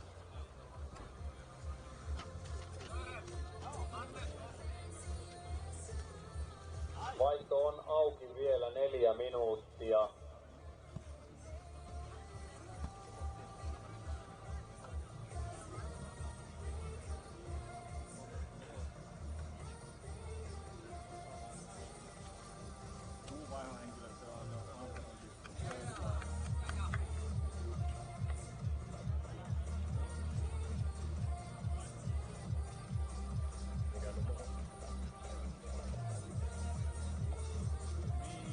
Turun metsänkävijöiden kakkosjoukkue on käynyt siellä viimeisellä rastilla nyt.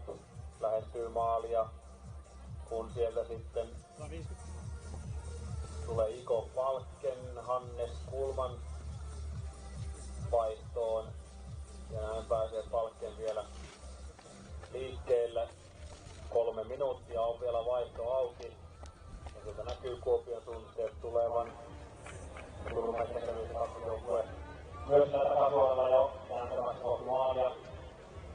Ja tekee tuollaisen riestinaatyöllä. Roolissa oli hienon näköinen aarteenotto. Siitä on Hirvisanen ja maalissa.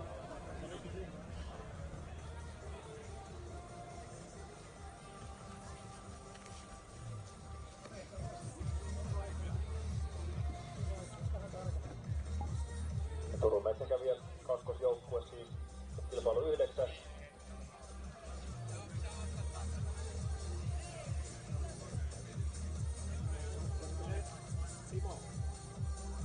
Kuopion suunnitteen kakkosjoukkue Juuso. Lehtivarjo siinä tuli hetki sitten vaihtoon.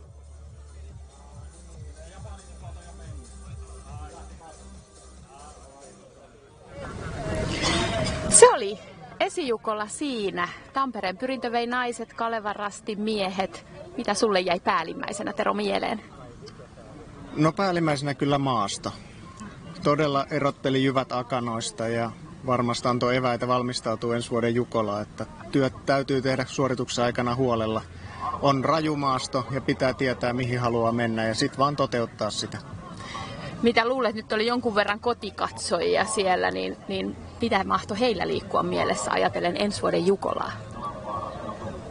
Ehkä riippuu omasta tasosta. Jos on taitava suunnistaja ja tossu liikkuu, niin vau mihin maastoon pääsee. Ja toisaalta kuntoilijoille voi sanoa, että se ei ole ihan noin rajua, kun mennään tonne enemmän ihmisten tallomalle puolelle. Eli on enemmän polkua ja hiihtouraa, laskettelurinnettä, muutakin kuin ihan synkintä Kainuun vaarakorpe. Eli nyt käytiin vähän ehkä vielä suunnistuksellisesti herkullisemmissa osissa. Kyllä, ehdottomasti. Siellä oli tosissaan kovat, oli kovia, mutta myös se virheiden vähyyden merkitys nousi ehkä isoksi tänään. No joo, teet minuutin virheen, niin siinä on aika iso työ juosta kiinni, se sama ero. Eli kuten Stura Tuuna on tässä vuosikausia Jukolassa näyttänyt, niin se virheetön junana eteneminen, niin se on se, millä tulee tulos. Sitä kannattaa lähteä tavoittelemaan. Meillä jatkuu Viestiliiga seuraavan kerran Lakeuden viestissä. Maastotyyppi muuttuu. No ehdottomasti se on se suunnistuksen suola, että mennään taas ihan erityyppiseen Pohjanmaan rinteisiin mäntykankaisiin, jotka ei todellakaan ole mitään nopeita kankaita. Eli Hyvä suunnistus palkitaan sielläkin, mutta ei ole ihan näin tämmöinen rymymaasto. Lähdetäänkö me edelleen näiden samojen ennakkosuosikkien kautta jatkamaan siellä viestiliigakautta? No jos tämän kauden tuloksia katsoo, niin kyllä on niin vakio kärkikolmikkoa ollut, että en hirveästi lähtisi muuttamaan, mutta toivotaan aina yllätyksiä. Tänään olisi toi Navin palkintopallipaikka ollut kyllä mahtava yllätys. Se oli lähellä ja yllätyksiä aina toivotaan, että nyt siellä kaikki katsojat voi sitten, ketkä ei tällä kertaa päässyt viivalle, niin valmistautua Lakeuden viestiin seuraavaksi. Meillä on tosiaan suunnistusta päästään seuraamaan. Seuraavaksi on tulossa MM-kisoja, sprinttiä. Mitä sä odotat Suomen joukkueelta MM-sprinteistä? Sprintti on herkkä laji, mutta Tuomas Heikkilä johtaa maailmankappia. Sprinttiä on juostu. Kaikki mahdollisuudet mitalliin, jopa maailmanmestaruuteen. Se vaan vaatii nyt sitä, että kaikki menee kohilleen juuri oikeana päivänä. Veera Klementtinen kokonaispisteessä 10. eli mukana siellä kärkitaistossa.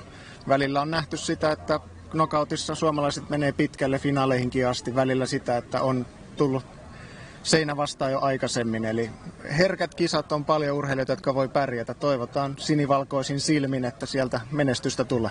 Näin me tehdään ja totta kai sitä ennen myös sinivalkoisin silmin katsellaan jo nuorten MM-kilpailuja. Myöskin seuraamme niitä, mutta TV-katselua teille on luvassa tosiaan sieltä MM-sprintistä. Sitten on Lakeuden viestiä elokuun puolivälissä ja sitten mennään SM-keskimatkalle Kirkkonummelle ja SM-viestiin Inkooseen, eli sinne länsi-uusimaalaisiin maastoihin sitten viimeistelemään näitä lähetyksiä. Ja sen jälkeen on vielä jäljellä EM-kisat Liettuassa. Ei varmasti mitään helppoa luvassa sielläkään.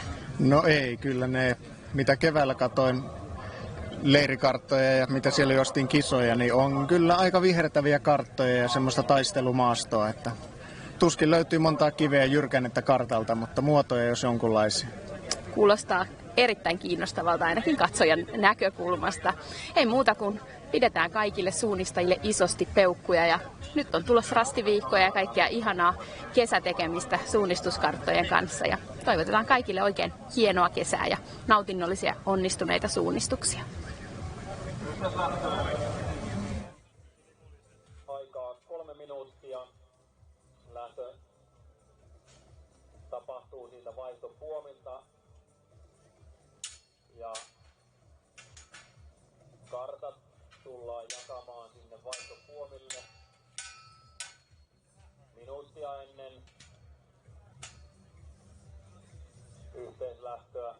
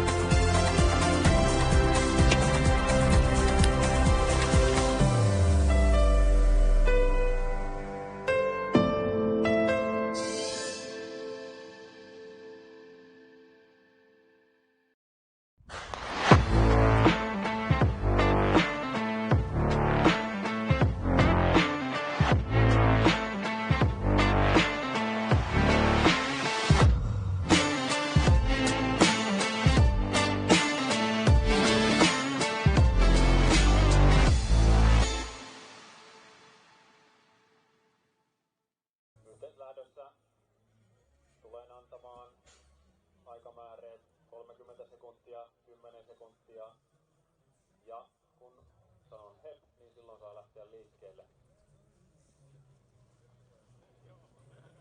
Ja minuutti yhteislähtöön nyt jaetaan kartta. Varmistakaa vielä kilpailijat kartoista, että siinä on oma joukkueen numero ja osuusnumero varmasti oikein. Karttoihin saa